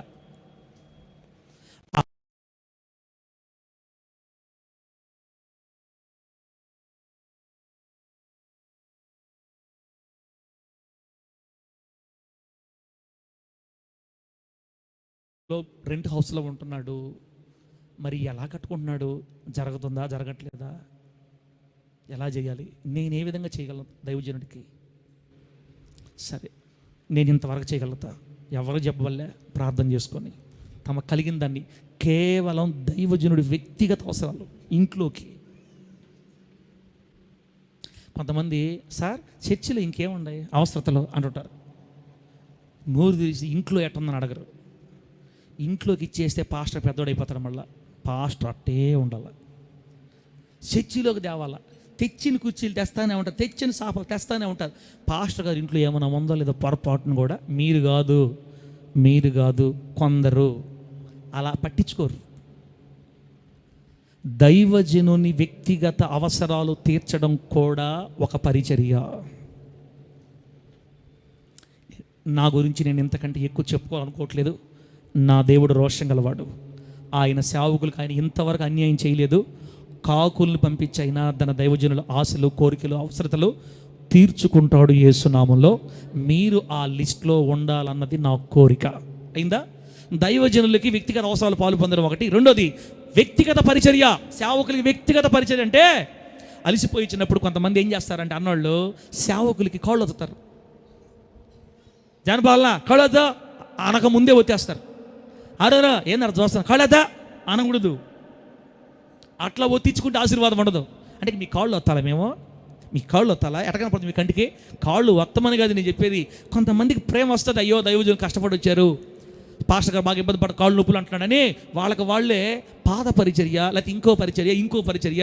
ఇప్పుడు ఎందుకులే చెప్పేస్తా, బాగా వేడి చేసి వేడైపోతాం తమ్ముడు అనుకో, తప్పన అలా కొబ్బరి నూనె, ఏం కొబ్బరి నూనె అది చల్లగా ఉంటుంది,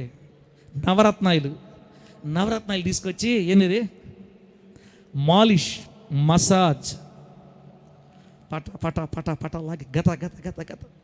వాళ్ళకి కానీ నా మీద కోపంగానే ఉంటే తీర్చేసుకుంటారు తల మీద. ఒకసారి సాగర్ చేశాడు నాకు. సాగర్ నేనేమైనా బాధ పెట్టానా? పట పట పట తమ్ముడా తమ్ముడా తమ్ముడా తమ్ముడా ఆరోను కోపం ఉంటుంది, తీసుకోబోక ఆరోను అట్టుంటే రాబాగా నా దగ్గరికి పోసి పట పట పట పట కొట్టి బాగా గట్టిగా ఓయమ్మా నాయన. అప్పుడప్పుడు జానపాలను కూడా చేస్తాడు. బిడ్డలారా, సేవకుడు అలసిపోయి ఉన్నాడు, ఇలా చేస్తే కొంచెం బాగుంటుంది. నాకు ఇంతవరకు బాగా చేసిన ఒక బిడ్డ ఉన్నాడు. ఇక్కడ వాళ్ళ పేర్లు చెప్పను, ఇప్పుడు మన దగ్గర లేని బిడ్డ పేరు చెప్తా. ముత్తుకూరులో మన మందిరం ఇంకా కమలాకర్ అన్న ఒక అన్న వచ్చేవాడు, ఇప్పుడు రావట్లేదు. ఈ కమలాకర్ అన్న చేసాడు తమ్ముడా, నా జీవితంలో చూడలా. పైనుంచి కింద దాకా మొత్తం కడిగేసేవాడు అంతే నూనెతోటి. నాకు అనిపించింది, నాకు యోగ్యత ఉంది ప్రభువా, ఈ అన్న ఎందుకు ఇలా చేస్తాను? నేను అడిగేవాడు కాదు, ప్రతి శనివారం ఉదయం వచ్చేసేవాడు. అన్న మన దగ్గర ఉండి 3 నెలల్లో ప్రతి శనివారం వచ్చి నాకు మొత్తం అది ఆ పాస్టర్ చూసేది. ఏందన్నా ఇటు ఏంది పాస్టర్ గారు మొత్తం ఓటు చేసేవి, ఏందన్నా ఇటు చేస్తున్నావు, ఏందన్నా ఉండమ్మా ఇవి చేస్తే కొంచెం బాడీ ఫ్రీ అయిపోద్ది. నేను అడగల, అది వాళ్ళకి కలిగింది అలా చేయాలని. నేను ఎప్పటికీ అడగను, అది అందరికీ కలగదు. దేవుడు ప్రేమిస్తే, కృప చూపితే కొందరు కలుగుతుంది. దైవజనుల వ్యక్తిగత అవసరాలలో పాలు పొందడం, దైవజనులకి వ్యక్తిగతంగా పరిచర్య చేయటం, సేవకురాలకు కూడా వ్యక్తిగతంగా పరిచర్య చేయటం, ఇది కూడా ఒక పరిచర్య అని మీరు గుర్తుపెట్టుకోండి. దేవునికి మహిమ కలుగును గాక. నెక్స్ట్ ఏడోది బలహీన విశ్వాసుల్ని వాక్యముతో బలపరచడం కూడా ఒక పరిచర్య. జారిపోతుంటారు, వాక్యంలో కరెక్ట్గా ఉండరు, కొన్ని బలహీనతలు ఉంటాయి వాళ్ళలో, అది మనకు తెలుస్తుంది. ఎవరైతే దేవుడు ప్రమోషన్ ఇచ్చాడో వాళ్ళు ఊరకే ఉండలేరు. వాళ్ళని కలగజేసుకొని వాళ్ళకి అవసరమైతే వాళ్ళ దగ్గరికి వెళ్ళి కొన్ని మాటలు కలిపి, అమ్మా అన్న ఒక ఏది కొంచెం ఈ మధ్య కొంత బలహీనంగా ఉన్నారు, ఏంది అదే నాకు అర్థం కావట్లేదు అక్క, నిలబడాలనుకుంటున్నాను, కానీ తల్లిలాగా, అక్కలాగా, అన్నలాగా ఇతరులకు వాళ్ళ బలహీనం చెప్పకుండా అక్కలాగా మనసులో దాచుకొని వాళ్ళతో వ్యక్తిగతంగా ఒంటరిగా మాట్లాడి వాక్యంలో కొన్ని విషయాలు వాళ్ళకి చెప్పి వాక్యం వాళ్ళకి చూపించి బలహీనుల్ని వాక్యం చేత బలపరిచి సంఘంలో బలవంతులుగా మార్చడానికి కొంతమంది నడుం కట్టుకుంటారు. వీళ్ళనే బలహీనుల్ని బలపరిచే పరిచర్యలో దేవుడు వాడుకుంటాడు. దేవునికి స్తోత్రం కలుగును గాక. గట్టిగా చెప్పండి హల్లెలూయా. లాస్ట్ పరిచర్య 8వ ప్రారంభంలో మందిరానికి బిడ్డలు వచ్చేటప్పుడు కొంతమంది ఏం చేస్తారంటే అక్కడ నిలబడి, వందనాలు అక్క, తమ్ముడు వందనాలు తమ్ముడు, వాటర్ తాగండి అక్క, అన్న వాటర్ తాగండి, తమ్ముడు వాటర్ తాగండి పట్టుకొని మనం చెప్పం వాళ్ళకి. ఆ రోడ్ అక్కడ ఉంటారు, నీళ్ళు బకెట్ కాదు ఏనదే జగ్గులు పెట్టుకొని ఒక గ్లాస్ తీసుకొని మన బిడ్డలకే వందనాలు అక్క, వాటర్ తాగుతారా, తాగండి బ్రదర్, అన్న తాగుతారా, సిస్టర్ తాగుతారా, ఇది మనం చెప్పబల్లే, వాళ్ళకే కలగతాయి. అంటే అన్న మరి వచ్చే వారం నుంచి మమ్మల్ని చేయమని చెప్తున్నావు నువ్వు, నా మాట చేయబాకండి, దేవుడు మీతో మాట్లాడితే చేయండి. దేవుని మందిరంలోకి వచ్చే విశ్వాసుల్ని ప్రేమతో ఆహ్వానించే పరిచర్య, ఇది కూడా ఒక పరిచర్యే. సంఘంలో ఎన్ని రకాల పరిచయం తెలుసా మీకు బిడ్డలారా? ఈ విధంగా చెప్పుకుంటూ పోతే ఇంకా ఎన్నో పరిచర్యలు ఉంటాయి, కానీ 8 చాలు. మళ్ళీ గుర్తు చేస్తున్నా, 1 భోజనాల పరిచర్య, మందిరాన్ని శుభ్రపరిచే పరిచర్య, సౌండ్ సిస్టమ్ లైటింగ్ పరిచర్య, సోషల్ మీడియా పరిచర్య, మందిరాన్ని క్రమంగా రాని వారిని, ఆగిపోయిన వారిని తీసుకొచ్చి మందిరంతో అంటుకట్టే పరిచర్య, దైవజనుల వ్యక్తిగత అవసరాల్లో పాలు పొందే పరిచర్య, మరియు సేవకులకు వ్యక్తిగత పరిచర్య. 7 బలహీన విశ్వాసుల్ని వాక్యంతో బలపరిచే పరిచర్య. 8 మందిరానికి వచ్చే వారిని ప్రేమతో ఆహ్వానించే పరిచర్య. ఈ పరిచర్యల్లో ఉండాల్సింది ఎవరంటే మంచి పేరు పొందుకున్న, ఆత్మతో నిండుకున్న, విశ్వాసంతో నిండుకున్న ఆ 7 పోలిన భక్తి పరులకి దేవుడు పదోన్నతిని కలుగు చేసి ఈ 8 రకాల పరిచర్యలలో ఏదో రకమైన పరిచర్యకి దేవుడు నిన్ను వాడుకుంటాడు. గట్టిగా చెప్పండి హల్లెలూయా. అన్నా 8 చెప్పేవు కానీ పాటలు పాడే పరిచయం చెప్పలేదు ఏంది, ప్రార్థన చేసే పరిచయం చెప్పలేదు పాస్టర్ గారు, ఆ తర్వాత నడిపించే పరిచయం చెప్పలేదు ఏంది అంటే బిడ్డలారా, ఇక్కడ నుంచి అక్కడికి లేవాలి. మళ్ళా ముందు ఇవి చూసుకొని ఇక్కడ నుండి దేవుని దయను పొందుకొని అక్కడికి వెళ్ళాలి. కాబట్టి అవి నేను రాయలేదు, అది దేవుడు సెలెక్ట్ చేసుకుంటాడు. దేవుడు సెలెక్ట్ చేసుకున్న వాళ్ళని కొనసాగించుకుంటాడు. ప్రభువు నామానికే మహిమ కలుగునుగాక. గట్టి చెప్పండి హల్లెలూయా.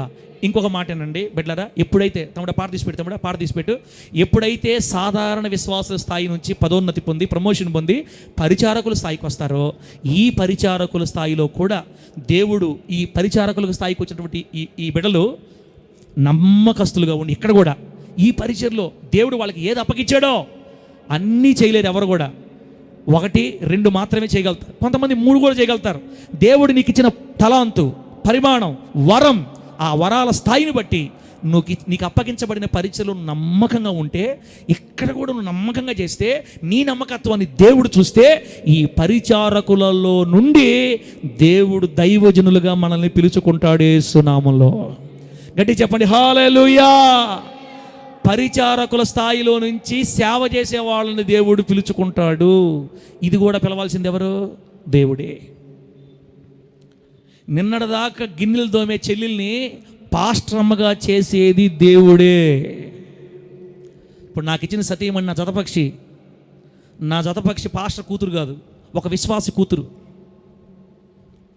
అత్త సాధారణ విశ్వాసి. అత్తమ్మ కానీ సతీమణి కానీ నాకు చెప్తారు వాళ్ళ సాక్ష్యాన్ని. పెళ్లి కాకముందు ఒక 5-6 సంవత్సరాల క్రితం వాళ్ళు వెళ్ళే మందిరంలో అత్త ఈమె ఇద్దరు పరిచయం చేసేవాళ్ళు. నేను వాక్యం అయిపోతాం, మళ్ళీ మీరు అడిగి కనుక్కోండి, నేను అబద్ధాలు చెప్పను. ఆదివారం పూట పాస్టర్ అమ్మాయి వెళ్ళి ఆ మందిరం కడగాల, తుడవాలా, చెమ్మాలా, చాపలేయాలా. పాస్టర్ గారి ఇంట్లో కూర వండుతుంటే పాస్టర్ అమ్మకి హెల్ప్ చేసేదంట. పాస్టర్ గారికి భోజనం వేసుకొచ్చి ఇచ్చేదంట. వాళ్ళు పెద్దవాళ్ళు కొంచెం కూతురులాగా చూసుకునేవాళ్ళు. ఆ పాస్టర్ గారి బట్టలు, పాస్టర్ అమ్మ గారి బట్టలు వీళ్ళే ఉతికేవాళ్ళు. అత్త వీళ్ళిద్దరు ఉతికేవాళ్ళు. ఒక సంవత్సరం 2 సంవత్సరాలు కాదు, 8 సంవత్సరాలు పాస్టర్ పెళ్ళి అయ్యేదాకా. అంటే మేము అక్కడ మందిరం స్టార్ట్ చేసేదాకా వాళ్ళు అదే ఇంచుమించుగా 6-7 సంవత్సరాలు అనుకోండి నాకు తెలిసి. అంటే 6వ క్లాసులో బ్రాహ్మణ కాకి వెళ్ళింది, ఇంటర్ సెకండరీ అయిన తర్వాత మాకు పెళ్ళయింది. 6, అదొక 4, ఇదొక 2, 6-7 సంవత్సరాలు. 6-7 సంవత్సరాలు దేవుని ఇంట్లో, దేవుని మందిరంలో పాస్టర్ దగ్గర పరిచయం చేశారు వీళ్ళిద్దరూ. మేము పోకపోతే ఇంకా చేసేవాళ్ళేమో. 7 సంవత్సరాలకే పాస్టర్ అమ్మకి ప్రమోషన్ చేశాడు దేవుడు. చేస్తున్నాము నామే చెప్పండి గట్టిగా. మరి అంత నచ్చిందా? ఏమో నచ్చుండొచ్చు. ఒక విశ్వాసి కూతుర్ని తన సేవలోకి తీసుకోవటం, సెలెక్ట్ చేసుకోవాల్సిన దేవుడే, మనం కాదు. వాళ్ళంత నమ్మకంగా పనిచేశారేమో, వాళ్ళంత నమ్మకంగా పరిచయం చేశారేమో. మా అత్త ఆదివారం పూట చికెన్ తీసుకుంది అనుకో, ఆమె ఒకటే తీసుకోదు. ఇప్పుడు కూడా ఆమె ఒకటే తీసుకోదు. పాస్టర్ గారు 1 కేజీ తీసుకుంటారు. అంటే మీరు అక్కడ చేయమని కానీ చెప్పేదామా, దండాలమ్మా మా అత్తని దేవుడు ఎందుకు ఈరోజు ఇట్లా వాడుకుంటున్నాడో, ఈమెను మా ఇంట్లోకి ఎందుకు పంపించాడో చెప్తున్నా మీకు అంతే. కేజీ చికెన్ తీసుకుంది అనుకో, పాస్టర్ గారు తీసుకో, పాస్టర్ కేజీ తీసుకో. పారం కోళ్ళు కొనుక్కున్నారు అనుకో, 2-3 కోళ్ళు మళ్ళీ ఎక్స్ట్రా కొనిచ్చి ఇంటికి వచ్చి మొత్తం చేపించి ఇచ్చేసిరా పోరా అని బామవాదిని పంపిస్తుంది. ఆ రోజు నుంచి ఈ రోజు దాకా సేవకులకి పెట్టే చేయగానే ఉంది అత్తది. ఈరోజు మరి బ్రాహ్మణ కాకులో కట్టబడిన మందిరం, ఆ చోటు బిడ్డలారా తన కొడుకులకి కూతురికి ఉంచుకోకుండా దేవుని మందిరానికి ఫ్రీగా ఇచ్చేసింది. దేవుని మందిరంకి ఈరోజు మీరు చూశారు కదా మందిరాన్ని, ఆ మందిరం స్థలం ఫ్రీగా రూపాయి లేకుండా. అప్పుడు మందిరానికి స్థలం ఇచ్చినప్పుడు అత్త ధనవంతురాలు కాదు. ఆ మందిరం పక్కన ఇల్లు మీరు చూశారు కదా, చూసారా ఆ చర్చి పక్కన ఇల్లు, అత్త ఇల్లు పక్కన చిన్నది, ఆ ఇందిరమ్మ కట్టించిన చిన్న ఇల్లు. వర్షం వచ్చిందంటే మొత్తం తడిచిపోవడం మేము, కిందంతా నీళ్లు. మాకు పెళ్ళైనప్పుడు బాగా డ్యామేజ్ అయిపోయింది బాగా. అసలు ఇల్లు కూడా లేదు, కనీసం ఇల్లు కూడా లేని స్థితిలో దేవుని ఇంటికి స్థలాన్ని ఇచ్చేసింది. త్యాగపూర్వకమైన భక్తి చేసే వాళ్ళని దేవుడు తన సేవ కోసం, పరిచర్య కోసం పిలుచుకుంటాడంటే యేసునామములో. ఈరోజు అత్త ఒక దైవజనురాల్లాగా అక్కడ ఉంది, ఆ సంఘం నడిపించుకుంటా. ఆమె ఒక పాస్టర్లాగా మారింది. ఆమెను ఎట్ట గౌరవిస్తున్నారు మీరు వచ్చి చూశారు, చూస్తుంటారు అప్పుడప్పుడు వచ్చి. మొన్నటిదాకా ఒక 6-7 సంవత్సరాల క్రితం వాళ్ళు సాధారణ విశ్వాసులు. అక్క, నా కూతురులుగా ఇక్కడ కూర్చున్న మిమ్మల్ని కూడా, నా మనరాళ్ళుగా ఇక పెళ్లి వయసుకు వచ్చిన ఏళ్ళని కూడా పాస్టర్మలుగా దేవుడు కోరుకోవాలంటే అప్పుడప్పుడు చర్చికి వచ్చి అప్పుడప్పుడు వాక్యం వెళ్ళిపోవడం కదక్క. దేవుని ఇంట్లో పరిచర్యలు వేయాలి, దేవుని ఇంట్లో కష్టపడాలి, దేవుని ఇంట్లో సేవ చేయాలి, దేవుని ఇంట్లో ఏదో ఒక పరిచర్య నువ్వు చేయడానికి ఇష్టపడాలి, ఆసక్తి ఉండాలి, మంచి పేరు సంపాదించుకోవాలి, మాదిరిగా ఉండాలి. దేవునిని పిలుచుకుంటాడు అంతే బిడ్డలారా. కాబట్టి ఆమెకు దొరికిన భాగ్యం ఇక్కడ మీకు కూడా దొరుకుతుంది అని నేను చెప్తున్నాను. ఇన్ని రకాల పరిచర్యలు దేవుడు మనకు సంఘంలో ఏర్పాటు చేసినప్పుడు మీరు ఆసక్తి కలిగి దేవుని మందిర పరిచర్య కోసం సాగిపోవాలని దేవుడు కోరుకుంటున్నాడు. దేవుడి మాటలు మనకు ఆశీర్వాదకరంగా మార్చును గాక. గట్టిగా చెప్పండి హల్లెలూయా. చెప్పండి గట్టిగా హల్లెలూయా. ఆది సంఘములో మంచి పేరు పొందుకున్న స్టెఫను, ఫిలిప్పు, ప్రొకోరు, నికానోరు, తిమోను, పర్మెనాసు, నికోలాస్ అనే వాళ్ళు పదోన్నతిని పొంది సాధారణ విశ్వాస స్థాయి నుంచే పరిచారకులుగా వాళ్ళు అభిషేకించబడ్డారు. ఆది సంఘములో పరిచారకులుగా స్థిరపరచబడి ఆనాటి నుంచి వాళ్ళు దేవుని పరిచయ నమ్మకస్తులుగా సాగిపోయారు. అలా సాగిపోయిన ఈ 7గురిలో నుంచి దేవుడు ఫిలిప్పుని సేవకుడిగా పిలుచుకున్నాడు. దేవునికి స్తోత్రం కలుగును గాక. ఇంకా ఆ 7 మందిలో మరి ఎంతమంది సేవ చేశారో మనకు తెలియదు. ఫిలిప్పు మాత్రం మనకు సువార్తికుడిగా కనబడతాడు వాళ్ళల్లో. బిడ్డలారా, నికోలాస్ అనే వ్యక్తి కూడా మొదట్లో పాస్టర్గా పనిచేస్తాడు, కానీ తర్వాత గుడిసే శాస్త్రాలు చేస్తాడు. అది లాస్ట్లో మీకు చెప్తా. కాబట్టి మీరు హోలీ జడ్జ్ వర్షిప్ సెంటర్లో ఇన్ని రకాల పరిచర్లు ఉన్నాయి. ఇది దేవుని ఇల్లు. మరి మీరు పరిచర స్థాయి ఎదగరా? సాధారణ విశ్వాసుల్లాగే ఉండిపోతారా? ఒక మంచి తీర్మానంతో మనం ఇక్కడి నుంచి బయటికి వెళ్ళాలి. ఈరోజు ఇలాగే ఉండిపోతే ఎట్లాగా? ప్రభువా నన్ను వాడుకో, ప్రభువా నేను కూడా నీ ఇంట్లో పరిచర్య చేయాలి, నాకు ఏదో కావాలి వద్దయ్యా, నేను పరిచర్య చేస్తా. నాకు ఏది ఇచ్చావు, నాకు ఏ అర్హత ఇచ్చావు, నాకు ఏ తలాంతి ఇచ్చావు, నేను గుర్తుపెట్టి దాంట్లో నమ్మకం కూడా కోరుకుంటున్నాను. నాకు ఏది ఇచ్చావో, నాకు ఏది గుర్తుపెట్టావో, నాకు ఏది సిద్ధపరిచావో నాకు తెలియజేయ ప్రభు అని ఇప్పటి నుంచి మీరు ప్రార్థన చేయండి. సాధారణ విశ్వాసం లాగానే మీరు మిగిలిపోకుండా పరిచారకుల స్థాయికి, ఉన్నత మెట్టుకు మీరు ఎక్కుదురుగాక. గట్టిగా చెప్పండి హల్లెలూయా. దేవుని ఇంటిలో పదోన్నతి సాధారణ విశ్వాస స్థాయి నుంచి పరిచారకుల స్థాయికి. బిడ్డలారా, బైబిల్ గ్రంథంలో కూడా కొంతమంది పదోన్నతి, ప్రమోషన్ పొందుకున్న వాళ్ళు ఉన్నారు. టకా గుర్తు చేసి 5, 10, 15 నిమిషాలు ముగించేస్తా. 12:30 అయింది, మనం స్టార్ట్ చేసి 50 నిమిషాలు అయింది. ఇంకొక 10 నిమిషాలు ముగించుకునే ప్రయత్నం చేద్దాం. దేవుడి మాట మనకు ఆశీర్వాదకరంగా మార్చును గాక. పెట్టు చప్పట్లో. అది నీకు నాకు గుర్తుగా ఉన్నాయి. ఓడని సంఘంలో 2 పక్షులు నీకు నాకు గుర్తుగా ఉన్నాయి. మాట వినిన పావురం, లోబడని కాకియు ఆ సంఘంలో విశ్వాసులైనాయి.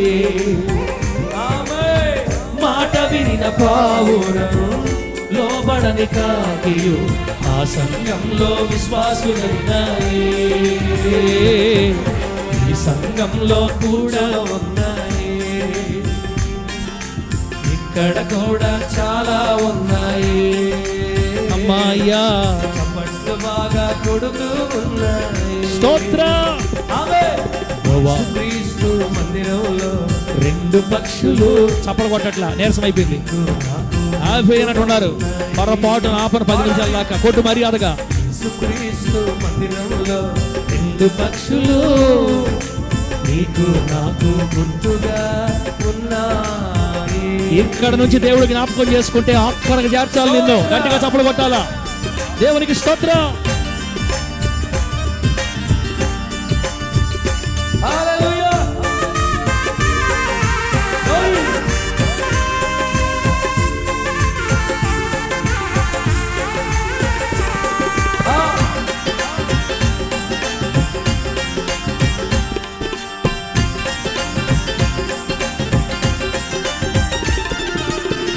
గుర్తు తెమ్మని నోవాహు పంపాడు, తెలివైన కాకిని దైవజనుని మాటే మరచి లోకమును ప్రేమించి.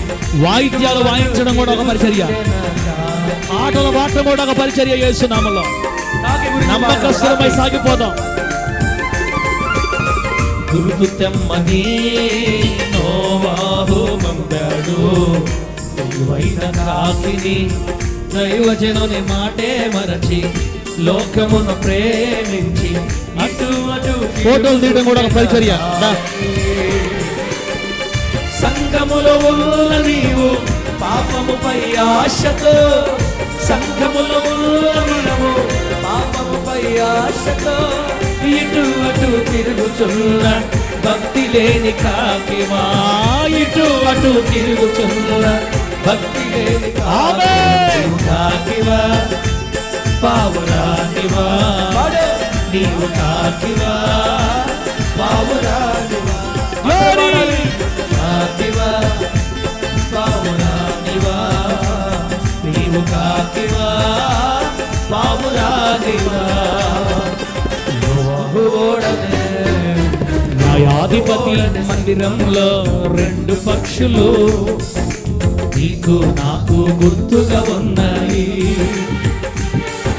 హోలీ చర్చ్ మందిరంలో 2 పక్షులు నీకు నాకు గుర్తుగా ఉన్నాయి. హల్లెలూయా. హల్లెలూయా అన్నారా? హల్లెలూయా. ఆపవయ్యా అన్నారా? 12:40 అవుతుంది. ఆపన్నా, వదిలన్నా, మమ్మల్ని సంపన్న, ఎందుకు వెళ్తామన్నా మేము? ఈ ఒక్కరోజు చెప్పేస్తావా మొత్తం? వెళ్ళరా, నాకు కూడా చెప్పాలని లేదు, కానీ ఇంకొకసారి మళ్ళీ దీన్ని పొడిగించి చెప్పాలంటే బాధగా ఉంది. సరే కానివ్వండి, 10 నిమిషాలు అన్నాను కదా, పనండి, ఎందరం బతుకుపోయి ఆపేస్తా. ఇప్పుడు బైబిల్ గ్రంథంలో మొదట చిన్న స్థితిలో స్టార్ట్ చేసి పదోన్నతిని పొందిన కొంతమంది మరి బిడ్డలు ఉన్నారు బైబిల్ గ్రంథంలో. రాసుకోండి, వీళ్ళంతవరకు ఇక్కడే ఆపేస్తాను. వచ్చే వారం కొంతమంది పోగొట్టుకున్నారు, దేవుడిచ్చిన పదోన్నతిని పోగొట్టుకున్నారు. వాళ్ళ గురించి రేపు వారం చెప్తాను. మరి రేపు వారంగా ఈ వాక్యం చెప్పానంటే మీరు ఇంకా జిమ్మిరి ఒమ్మిరి టుమిరి మర్చిపోతారు. మళ్ళీ గుర్తు చేయాలి, మీకు వస్తుంది. సరే కానివ్వండి, మీరు ముఖాలు చూస్తే చెప్పాలి అని కొందరు చూస్తే అనిపిస్తుంది, కొందరు చూస్తే ఇంకా జాలి అనిపిస్తుంది. సరే కానీ రాసుకో. బైబిల్ గ్రంథంలో పదోన్నతి పొందిన వారిలో మొదటివాడు ఆదికాండం 15వ అధ్యాయంలో కనబడతాడు. ఆదికాండం 15వ అధ్యాయంలో కనబడతాడు అబ్రహాము ఇంటి పెద్ద దాసుడు. పేరు ఎలీయెజరు. ఈ ఎలీయెజరు దమస్కు వాడు. ఏ పరిస్థితుల్లో అబ్రహాం గారి దగ్గరకు వచ్చాడో మనకు తెలియదు. సాధారణంగా ఒక దాసుడు తన ఇంటికి వచ్చిన ఫస్ట్ రోజే నువ్వే నా ఇంటి ఆస్తికర్త అంటారక్క. ఎవరన్నా ఏమక్క, మన ఇంట్లో ఉదయాన్నే పని చేయడానికి ఒక బిడ్డ వస్తుంది అక్క, మీరు కూడా పనికి పెట్టుకుంటారు కొంతమందిని. ఫస్ట్ రోజు పనికి రాగానే పాప నా ఇంటి ఆస్తికి నువ్వే పాప అంటారా? ఇంట్లో పనిచేసి పాప ఏదో 2,000 1000 రూపాయలకు పనికి వచ్చే అమ్మాయికి మన ఆస్తి అంతా ఎట్టిచ్చేస్తాం అంటే ఎన్ని సంవత్సరాలు అయిందో మనకు లెక్కలేదు. 20 అయిందా 30 అయింది తెలియదు. కానీ ఒకప్పుడు కొత్తగా ఇంట్లోకి అడుగుపెట్టాడు ఎలియాజరు. అతని నమ్మకత్వాన్ని చూసిన యజమానుడు చివరికి ఏ నిర్ణయంకి వచ్చేసాడంటే 15వ అధ్యాయం 2వ వచనంలో ఉంది, ప్రభువా నువ్వు నాకు వారసుని ఇవ్వలేదు కాబట్టి నా ఇంటి పెద్ద దాసుడైన దమస్కు ఎలియేజరే నా ఆస్తికి కర్త యగును కదా. ఏనా బానిసగా దాసుడిగా అబ్రహాం ఇంట్లో అడుగుపెట్టి పదోన్నతి పొందుకున్నాడు ఎలియాజరు. ఏ స్థాయికో తెలుసా? ఆస్తికి కర్త. ఇస్సాకు పుట్టకుండా ఉండుంటే, ఇష్మాయేలు పుట్టకుండా ఉండుంటే అబ్రహాం ఆస్తికి నెక్స్ట్ వారసుడు ఎవరు? ఎలియాజర్. ఈ మందిరంలో కూర్చున్న మీలో కొందరు ఈ ఆస్తికి కర్తలగుదురు గాక. ఆమె చెప్పు గట్టిగా, చెప్పు ఆమెనని గట్టిగా. మీకు అర్థమైపోయి ఉండాలా. 25 సంఘాలు అని మనం అనుకుంటున్నాం. ఒకవేళ 50 ఇస్తే ఏదో ఒక సంఘం మీకే. ఆస్తి కర్త మీరే. నమ్మకంగా సేవ చేసుకుని బతకడమే. లేయాలంటే లేపాలి కదా, దేవుడు పిలుచుకోవాలి కదా, మన నమ్మకత్వానికి నమ్మాలి, ఆయన నచ్చాలి కదా. అబ్రహాముకి ఎలియాజర్ నచ్చినట్లుగా అబ్రహాముకి ఎంత నచ్చితే ఆస్తి కర్త అంటాడు. అబ్రహాముకి ఎంత విధేయుడై ఉంటే, ఎంత నమ్మకస్తుడై ఉంటే చెప్పిన పని ఏది కూడా కాదండో. ఆరోనో పలాని కారు దుడుద్దు ఆరోను అంటే ముఖంలో 150 రకాల ఫీల్. ఆ మొహం చూసి ఇంకొకసారి ఆహారాన్ని పిలవకూడదు అనిపిస్తుంది అన్న. కొంతమంది చేయనని జానపాలు అన్నారు, ఫీలింగ్స్తో చెప్పేస్తారు మనకి. ఇంకా ఒకేసారి చూస్తాం, 2-3 సార్లు ఇంత చూస్తాం. ఇంకా అక్క సాంబారు కొంచెం నువ్వు చేయాలంటే సాంబారు చేయమన్న దాంట్లో 30 పోలికలు చూపిస్తావి. ఇంకేం చెప్తాం చెప్పు పిల్లరా? అర్థమైందా? ఎలియాజర్ లాగా ప్రారంభంలో చిన్న స్థాయిలో స్టార్ట్ అయ్యి ఆస్తికి కర్తయ్యగా ఉన్నతమైన మెట్టుకి నా ప్రభు మిమ్మల్ని అందరినీ ఆయన సంఘములో ఎక్కించునుగాక. రెండు ఆదికాండం 39వ అధ్యాయంలో ఇంకొక వ్యక్తి కనపడతాడు. ఆదికాండం 39వ అధ్యాయంలో ఇంకొక వ్యక్తి కనబడతాడు. ఆ ఫరానా స్వామి అంటున్నారు. అయిపోయింది కానివ్వండి. పోతీఫర్ ఇంట్లో యోసేపు పొందుకున్న పదోన్నతి. ఎవరింట్లో? ఐగుప్తీయుడైన పోతీఫర్. ఎవరైనా? యోసేపు. అన్నదమ్ములు కొట్టి ఇష్మాయేలుకి అమ్మేశారు. ఎవరినన్నా? ఇసాకన్నా ఉండారా లేరు? ఏదో చెప్పాలనుకుని ఏదో అయిపోయింది. ఈరోజు దేవుడు నాకు ఆత్మావేశం ఆపేసినట్టున్నాడు. ఇంక నేను ఆపేస్తా, వచ్చే వారం చూసుకుందాంలే. అసలు చెప్పాలనుకున్న విషయమే నేను రాలేదు, అంతే. పరిశుద్ధాత్మ అలాగే ఉంటుంది. ఇంక మనం ఆపేసుకోవటం మంచిది. ఆయన పోతీఫర్ ఇంట్లో ఏమంటే బానిసగా కొనుక్కున్నాడు. ఐగుప్తు యొక్క మార్కెట్లో, ఐగుప్తు బానిసల మార్కెట్లో యోసేపుని పోతీఫర్ అనే వ్యక్తి కొనుక్కున్నాడు. ఒక బానిసను తీసుకురాడు. రే నువ్వే నా ఇంటికి అధికారం అన్నాడా? అండో. ఒక బానిస ఏ పనులు చేయాలో ఆ పనులన్నీ చెయ్యాలండి. మరి 1 సంవత్సరం చేశాడా, 2 సంవత్సరం మనకు తెలియదు, కాలం తెలియదు. కానీ పోతీఫర్ యోసేపు యొక్క నమ్మకత్వాన్ని గమనిస్తూ ఉండగా పోతీఫర్కి అర్థమైంది ఏంటంటే, యోసేపు నా ఇంట్లో అడుగుపెట్టిన నాటి నుండి నేను కలిగి ఉన్న సమస్తం ఆస్వాదించబడుతుంది. దేవుడికి స్తోత్రం కలుగును గాక. ఇంకా ఈ బిడ్డని నా ఇంట్లో బానిసగా పని చేయించుకోకూడదు. యోసేపు, ఈనాటి నుండి నీవు నా ఇంటి మీద విచారణకర్తవి. నా ఇంట్లో నీ మాట లేకుండా ఏది జరగకూడదు. నువ్వెట్లా చెబితే నా ఇంట్లో ఉన్న వాళ్ళు నీ మాట వింటారు. నేను పేరుకే అధికారిని, ఇక నా ఇల్లంతటి మీద అధికారి నువ్వే అని ఇంటి మీద పై విచారణకర్త మెట్టుకి పదోన్నతిని దేవుడు యోసేపుకి ఐగుప్తులో కలుగు చేశాడు. దేవుడికి స్తోత్రం కలుగుడుగాక. మనమేమో అలా లాస్ట్ కుర్చీలో కూర్చొని 15 సంవత్సరాలుగా 5 సంవత్సరాలుగా ఆ లాస్ట్ కూర్చానా. మన పరంతున్న దేవుని ప్రేమ ఆయన ఆస్వాదించి వర్ధల చేయునుగాక. ఆమేన్. దిగే మెట్లు అంతే. ఆమెన్లోనే ఆ మెట్లు దగ్గర ఉంటారు. పోయి ఆమేన్ అందరికీ వందనాలంటే వెళ్ళి దిగేస్తారు కింద మెట్లు. ఈ 20 సంవత్సరాల నుంచి 8 సంవత్సరాల నుంచి ఆ చివర కూర్చి ఆ మెట్లు. ఇంకా ఆశీర్వాదం వద్దా? అభివృద్ధి లేదా? ఒకప్పుడు బానిస, ఇప్పుడు ఇంటి మీద పై విచారణకర్త. దేవుని ఇంటిలో కూడా మీరు పదోన్నతిని పొందుకొందురు గాక యేసు నామములో. యోసేపులాగా. 3 సంఖ్యాకాండం 27వ అధ్యాయంలో ఒక మనిషి. సంఖ్యాకాండం 27వ అధ్యాయంలో ఒక మనిషి ఉన్నాడు. ఆయన పేరు మోషే పరిచారకుడైన యెహోషువ పొందుకున్న పదోన్నతి. మోషే పరిచారకుడైన యెహోషువ పొందుకున్న పదోన్నతి. మోషే పరిచారకుడుగా యెహోషువ 40 సంవత్సరాలు పరిచయం చేశాడు మోషేకి. ఎన్ని సంవత్సరాలమ్మా? 2 సంవత్సరాల నుంచి చిమ్మతనం తెచ్చి ఒక పాట కూడా ఇక్కడ సంవత్సరం నుంచి పెద్ద వంటలు వండుతున్నాం. మాకు వ్యూ లేదు, పాడు లేదు. ఈ మనిషి వచ్చి అరసద్ది, ఆ మనిషి వచ్చి అరసద్ది అని మేము పడాలా? ఏమంత కరమా? మా ఆయనే అండ నన్ను ఈ మనుషుల దగ్గర తీసుకుని షాడిస్ట్ అప్పుడు మనం ఏమనుకోవాలంటే ఈ సిస్టర్ని దేవుడు పిలవలేదు, ఈ సిస్టర్ని దేవుడు ఏర్పాటు చేసుకోలేదు, ఈ సిస్టర్ ఉద్రేకంతో వచ్చింది పరిచర్యలోకి, అందుకని ఈ సిస్టర్ రేపో మాపో కనుమరుగైపోద్ది.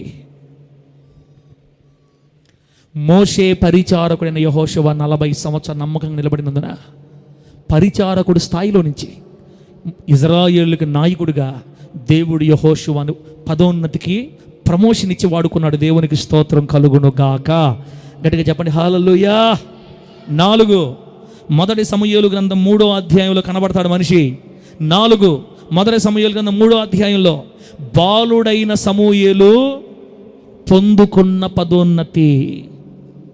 హన్న తన చిన్న బిడ్డని పాలు విడిచిన తర్వాత తీసుకెళ్లి మందిరంలో వదిలేస్తే అనాథ బాలుడిగా తల్లిదండ్రులు దూరంగా మందిరంలో చిమ్ముకుంటా, లైట్లు ఆర్పుకుంటా, దీపం వెలిగించుకుంటా, మందసం దగ్గర పడుకుంటా చిన్నోడు బొడ్డోడు తన జీవితాన్ని స్టార్ట్ చేస్తే సమూయేలు యుక్త వయసుకు వచ్చి ఏమంటే ఒక ఉన్నత స్థితికి లేదా యుక్త వయసుకు వచ్చేసరికి కాస్త పెద్దవాడై నలుగురిలో తెలిసే స్థాయి వచ్చేసరికి బైబిల్ గ్రంథం చెప్తుంది సమూయేలు ఇశ్రాయేలీలో ప్రవక్తగా స్థిరపడ్డాడని.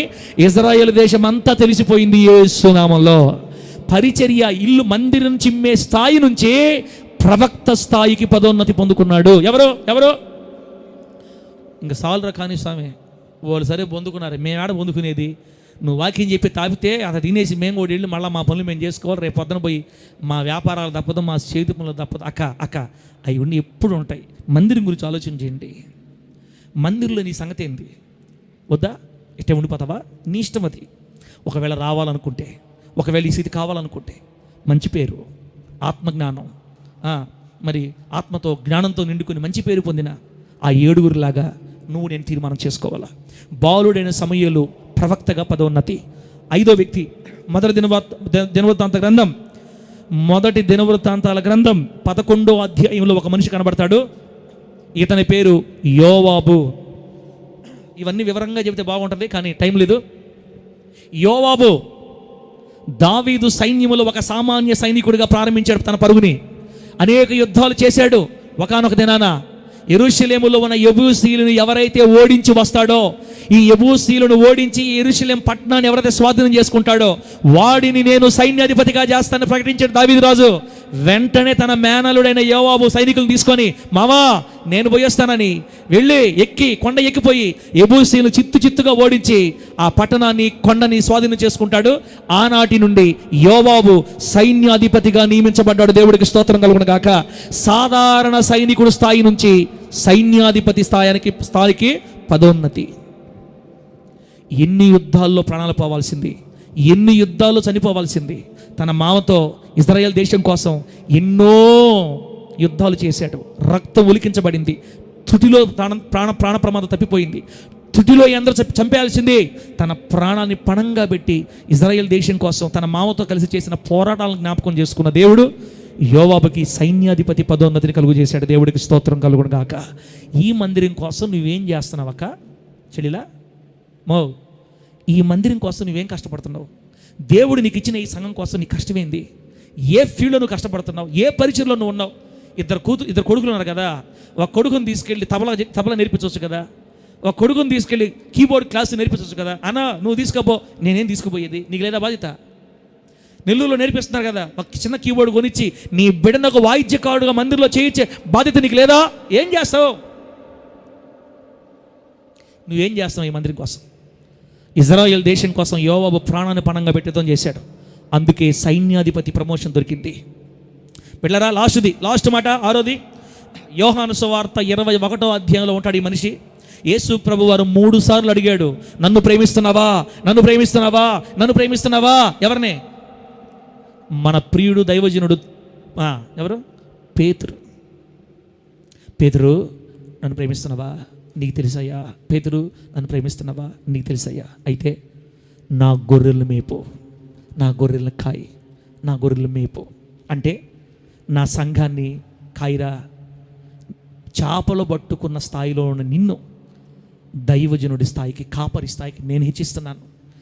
నువ్వు నన్ను ప్రేమిస్తున్నావు చూడు, వీళ్ళందరికంటే ఎక్కువగా అది నాకు చాలా బాగా నచ్చిందిరా. అమ్మా పాప, మందిరంలో దేవుని ప్రేమిస్తున్నావా లేదా? గుండె చేసి చెప్పు చెల్ల, నువ్వు నిజంగా యేసయ్యను ప్రేమిస్తే సంఘములో ఖాళీ చేతులతో వెళ్ళవు, పరిచయం చేయకుండా. ఏదో ఒక దాంట్లో నైపుణ్యం సంపాదించుకుంటావు, సాక్ష్యాన్ని చక్కదిద్దుకుంటావు, కాపాడుకుంటావు, పరిశుద్ధంగా ఉంటావు.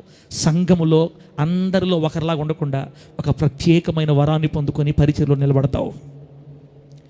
దేవుని ఇంటిలో పదోన్నతి పొందుకున్న వాళ్ళు పరలోకంలో కూడా పదోన్నతి వీళ్ళకి దొరకతుంది యేసు నామములో.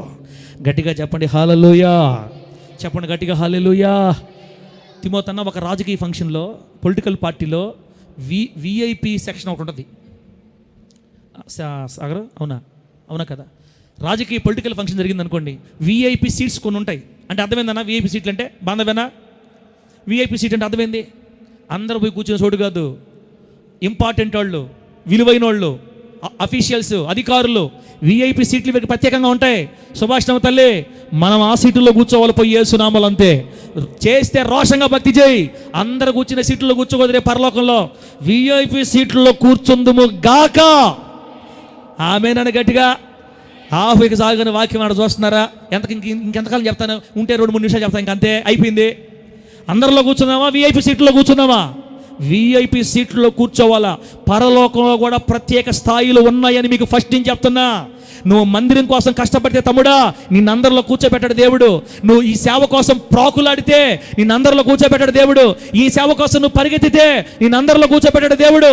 ఇంతవరకు నువ్వు పడిన కష్టం దేవుడి దగ్గర ఆన్ రికార్డుగా ఉంది, మర్చిపోలా. తిమోతన్న చేసిన కష్టం, అది ఏ సంఘమైనా పడిన ప్రతి కష్టం బైబిల్ దేవుని దగ్గర రికార్డుగా ఉంది. ఇంకా ఆడ చేశాను కదా ఇంకొద్దనుకోకూడదు, జీవితాంతం చేస్తానే ఉండాలి యేసు నామములో. అంతే. ఆయన మనలను కోరుకునే వరకు చేస్తానే ఉండాలా. మన ప్రయాస కష్టం చూసి పదోన్నతి ఆయన ఇవ్వాలి మనకి. అందరం మళ్ళీ వెళ్ళి నలుగురిలో నతానియేలు గుంపులో ఏనమ్మా ఇదే ఆమేనంటే కింద దిగే వాళ్ళంతా నలుగురిలో కలిసిపోతారు. ఇప్పుడు పరలోకం దొరకదులే, కాకపోతే నలుగురిలో నతానియేలు గుంపులో గ్లోరీ, ఈ గ్లోరీ ఆడ గ్లోరీ సరిపోయిందాడ. కానీ అందరిలో కూర్చోకుండా విఐపి సీట్లలో, ప్రత్యేక స్థలాల్లో దేవుని సన్నిధికి దగ్గరగా నేను రేపు కూర్చోవాలంటే ఈ భూమి మీద యేసయ్య కోసం పరిచారకుల స్థాయికి లేవనెత్తబడుదుముగాక. గట్టిగా చెప్పండి హల్లెలూయా. లాస్ట్ మాట పెట్టారా? దేవుని ఇంట్లో పదోన్నతి అనేది అమ్మా మన శక్తిని బట్టి, సామర్థ్యాన్ని బట్టి, మన ఉద్యోగాలను బట్టి, డబ్బును బట్టి. వ్యాపారం చేసేవాడు బాగా సంపాదిస్తాడు, తిమోతనకు మైక్ ఇస్తే బాగుంటుంది, నాకు దశంభాగం వస్తుంది, పలానా చెల్లికి పాటిస్తే బాగుంటుంది, నాకు దశంభాగం వస్తుంది అని పాస్టర్ అనుకుంటాడేమో. కానీ దేవుడు మాత్రం డబ్బును బట్టి, స్థాయిని బట్టి, అధికారాన్ని బట్టి, హోదాలను బట్టి దేవుని ఇంట్లో ప్రమోషన్ ఇవ్వడు. దేవుని ఇంట్లో ప్రమోషన్ దేన్ని బట్టి కలగద్దంటే ఆత్మీయ అభివృద్ధిని బట్టి మాత్రమే కలగతుంది. ఏ అభివృద్ధి? ఆత్మీయ అభివృద్ధి. భక్తి జీవితాన్ని బట్టి ఇంట్లో ఇక్కడ ప్రమోషన్ ఉంటుంది, డబ్బును బట్టి, హోదాను బట్టి కాదు. బిడ్డలారా, ఈ మాట చెప్పకూడదు, చెప్పి ప్రార్థన చేస్తా. దశమ భాగం విషయంలో నమ్మకత్వంగా లేని ఎందరో బిడ్డలు మన మందిరంలో పరిచయం చేస్తున్నారు. అసలు దశమ భాగం అంటేనే తెలియదు వాళ్ళకి. ఎవరో నిజానికి ఇవ్వాలి, అయినా వాళ్ళు ఎవరో డబ్బు ఇట్లేదు కాబట్టి ఈ అన్న అసలు నిలబెట్టకూడదు. ఇక్కడ అసలు దశమ భాగం ఇచ్చేవాళ్ళు ఈయన మనమే నిలబెట్టేది అని పాస్టర్ అనుకుంటాడేమో, దేవుడు అనుకోడు. నీ భక్తిని బట్టే ఇక్కడ నీకు ఉంటుంది. నువ్వు దేవునికి ఇవ్వకపోతే అది నువ్వు దేవుడు చూసుకుంటారు, మాకు సంబంధం లేదు. బిడ్డలారా, ఇక్కడ పరిచర్య చేసినా, వంట పరిచర్య అయినా, సౌండ్ సిస్టమ్ పరిచర్య అయినా, ఇంకో పరిచర్య అయినా, అది దేవుడు మీలో భక్తిని చూసే ఇస్తాడు తప్ప డబ్బు, ఆస్తి, అధికారం కాదు. కాబట్టి బిడ్డలారా, ఇంతవరకు నేను ముగిస్తున్నాను. రేపు వారం బైబిల్ గ్రంథంలో వచ్చిన పదోన్నతిని, దేవుడిచ్చిన ప్రమోషన్ పోగొట్టుకున్న వాళ్ళ లిస్టు చెప్పి లాస్ట్లో అలిగే వాళ్ళ కొన్ని మాటలు చెప్పాలని అనుకున్నా. మందిరంలో కొంతమంది అలుగుండారు, అలగతుండారు నా మీద. ఈ అలిగే వాళ్ళకు ఫుల్ కోటింగ్ ఇచ్చి ఆపేద్దాం అనుకున్నా, నీకు అంత లేదు, టైం అయిపోయింది. రేపు వారం దేవుడు ఆత్మవేశం ఇచ్చి బాగా నడిపిస్తే కోటింగ్ అలిగే వాళ్ళకి ఇంకెప్పటికీ అలగకుండా చేసే ఆ మాటలు దేవుడు మాట్లాడతాడు. అది రేపు. పదోన్నతి ఎలా పోద్ది, దేవుడిచ్చిన పరిచయం ఎలా బాగొట్టుకుంటారు, ఏ శాస్త్రాలు చేసి ఉన్నది బాగొట్టేసుకొని అసలు అధోగతి పాలైపోతారు. బైబిల్ గ్రంథంలో ఎవరెవరు బాగొట్టుకున్నారు అది వచ్చే వారం వివరంగా మనం తెలుసుకుందాం. ఇప్పుడు మీ తీర్మానం ఏంటంటే, పెడతాం సౌండ్ పెట్టి, ఇప్పుడు మీ తీర్మానం ఏంటంటే చిన్న ప్రార్థన చేసుకొని, యేసయ్యా నీ ఇంట్లో ప్రమోషన్ ఉందన్న సంగతి నాకు తెలియదు ఇప్పటిదాకా. కళ్ళు మూసుకోండి బిడ్డలారా, కళ్ళు మూసుకోండి. నీ ఇంట్లో ప్రమోషన్ ఉందన్న సంగతి నాకు ఇప్పుడుదా తెలియదు ప్రభా. మా సంఘంలో పదోన్నతి మీరిచ్చేదా అంటే మేము ఇప్పటిదాకా గమ్ముగా వెళ్ళిపోతున్నాం, మౌనంగా వెళ్ళిపోతున్నాం అంటే నాకు అయ్యా మా పాస్టర్ గారు చెప్పినట్లుగా పదోన్నతి విఐపి సీట్లో మేము కూర్చోవాలి, పరలోకంలో ఒక ప్రత్యేక స్థలాల్లో కూర్చోవాలి, అధికారులు కూర్చునే స్థితిలో మేము కూర్చోవాలి. అలా వచ్చి అలా వెళ్ళిపోయి మాకు వద్దు నాయనా, తెలియదు ప్రభు నాకు నీ సన్నిధిలో నేను ఇక మీద నా జీవితం చక్కదిద్దుకుంటానని ఒక చిన్న తీర్మానం తీసుకొని ఇక్కడి నుంచి బయటకు వెళ్దాం. దేవుడి మాట మనకు ఆశీర్వాదకరంగా మార్చి వర్ధిల్ల చేయును గాక. కళ్ళు మూసుకొని ప్రార్థన చేద్దాం బిడ్డలారా.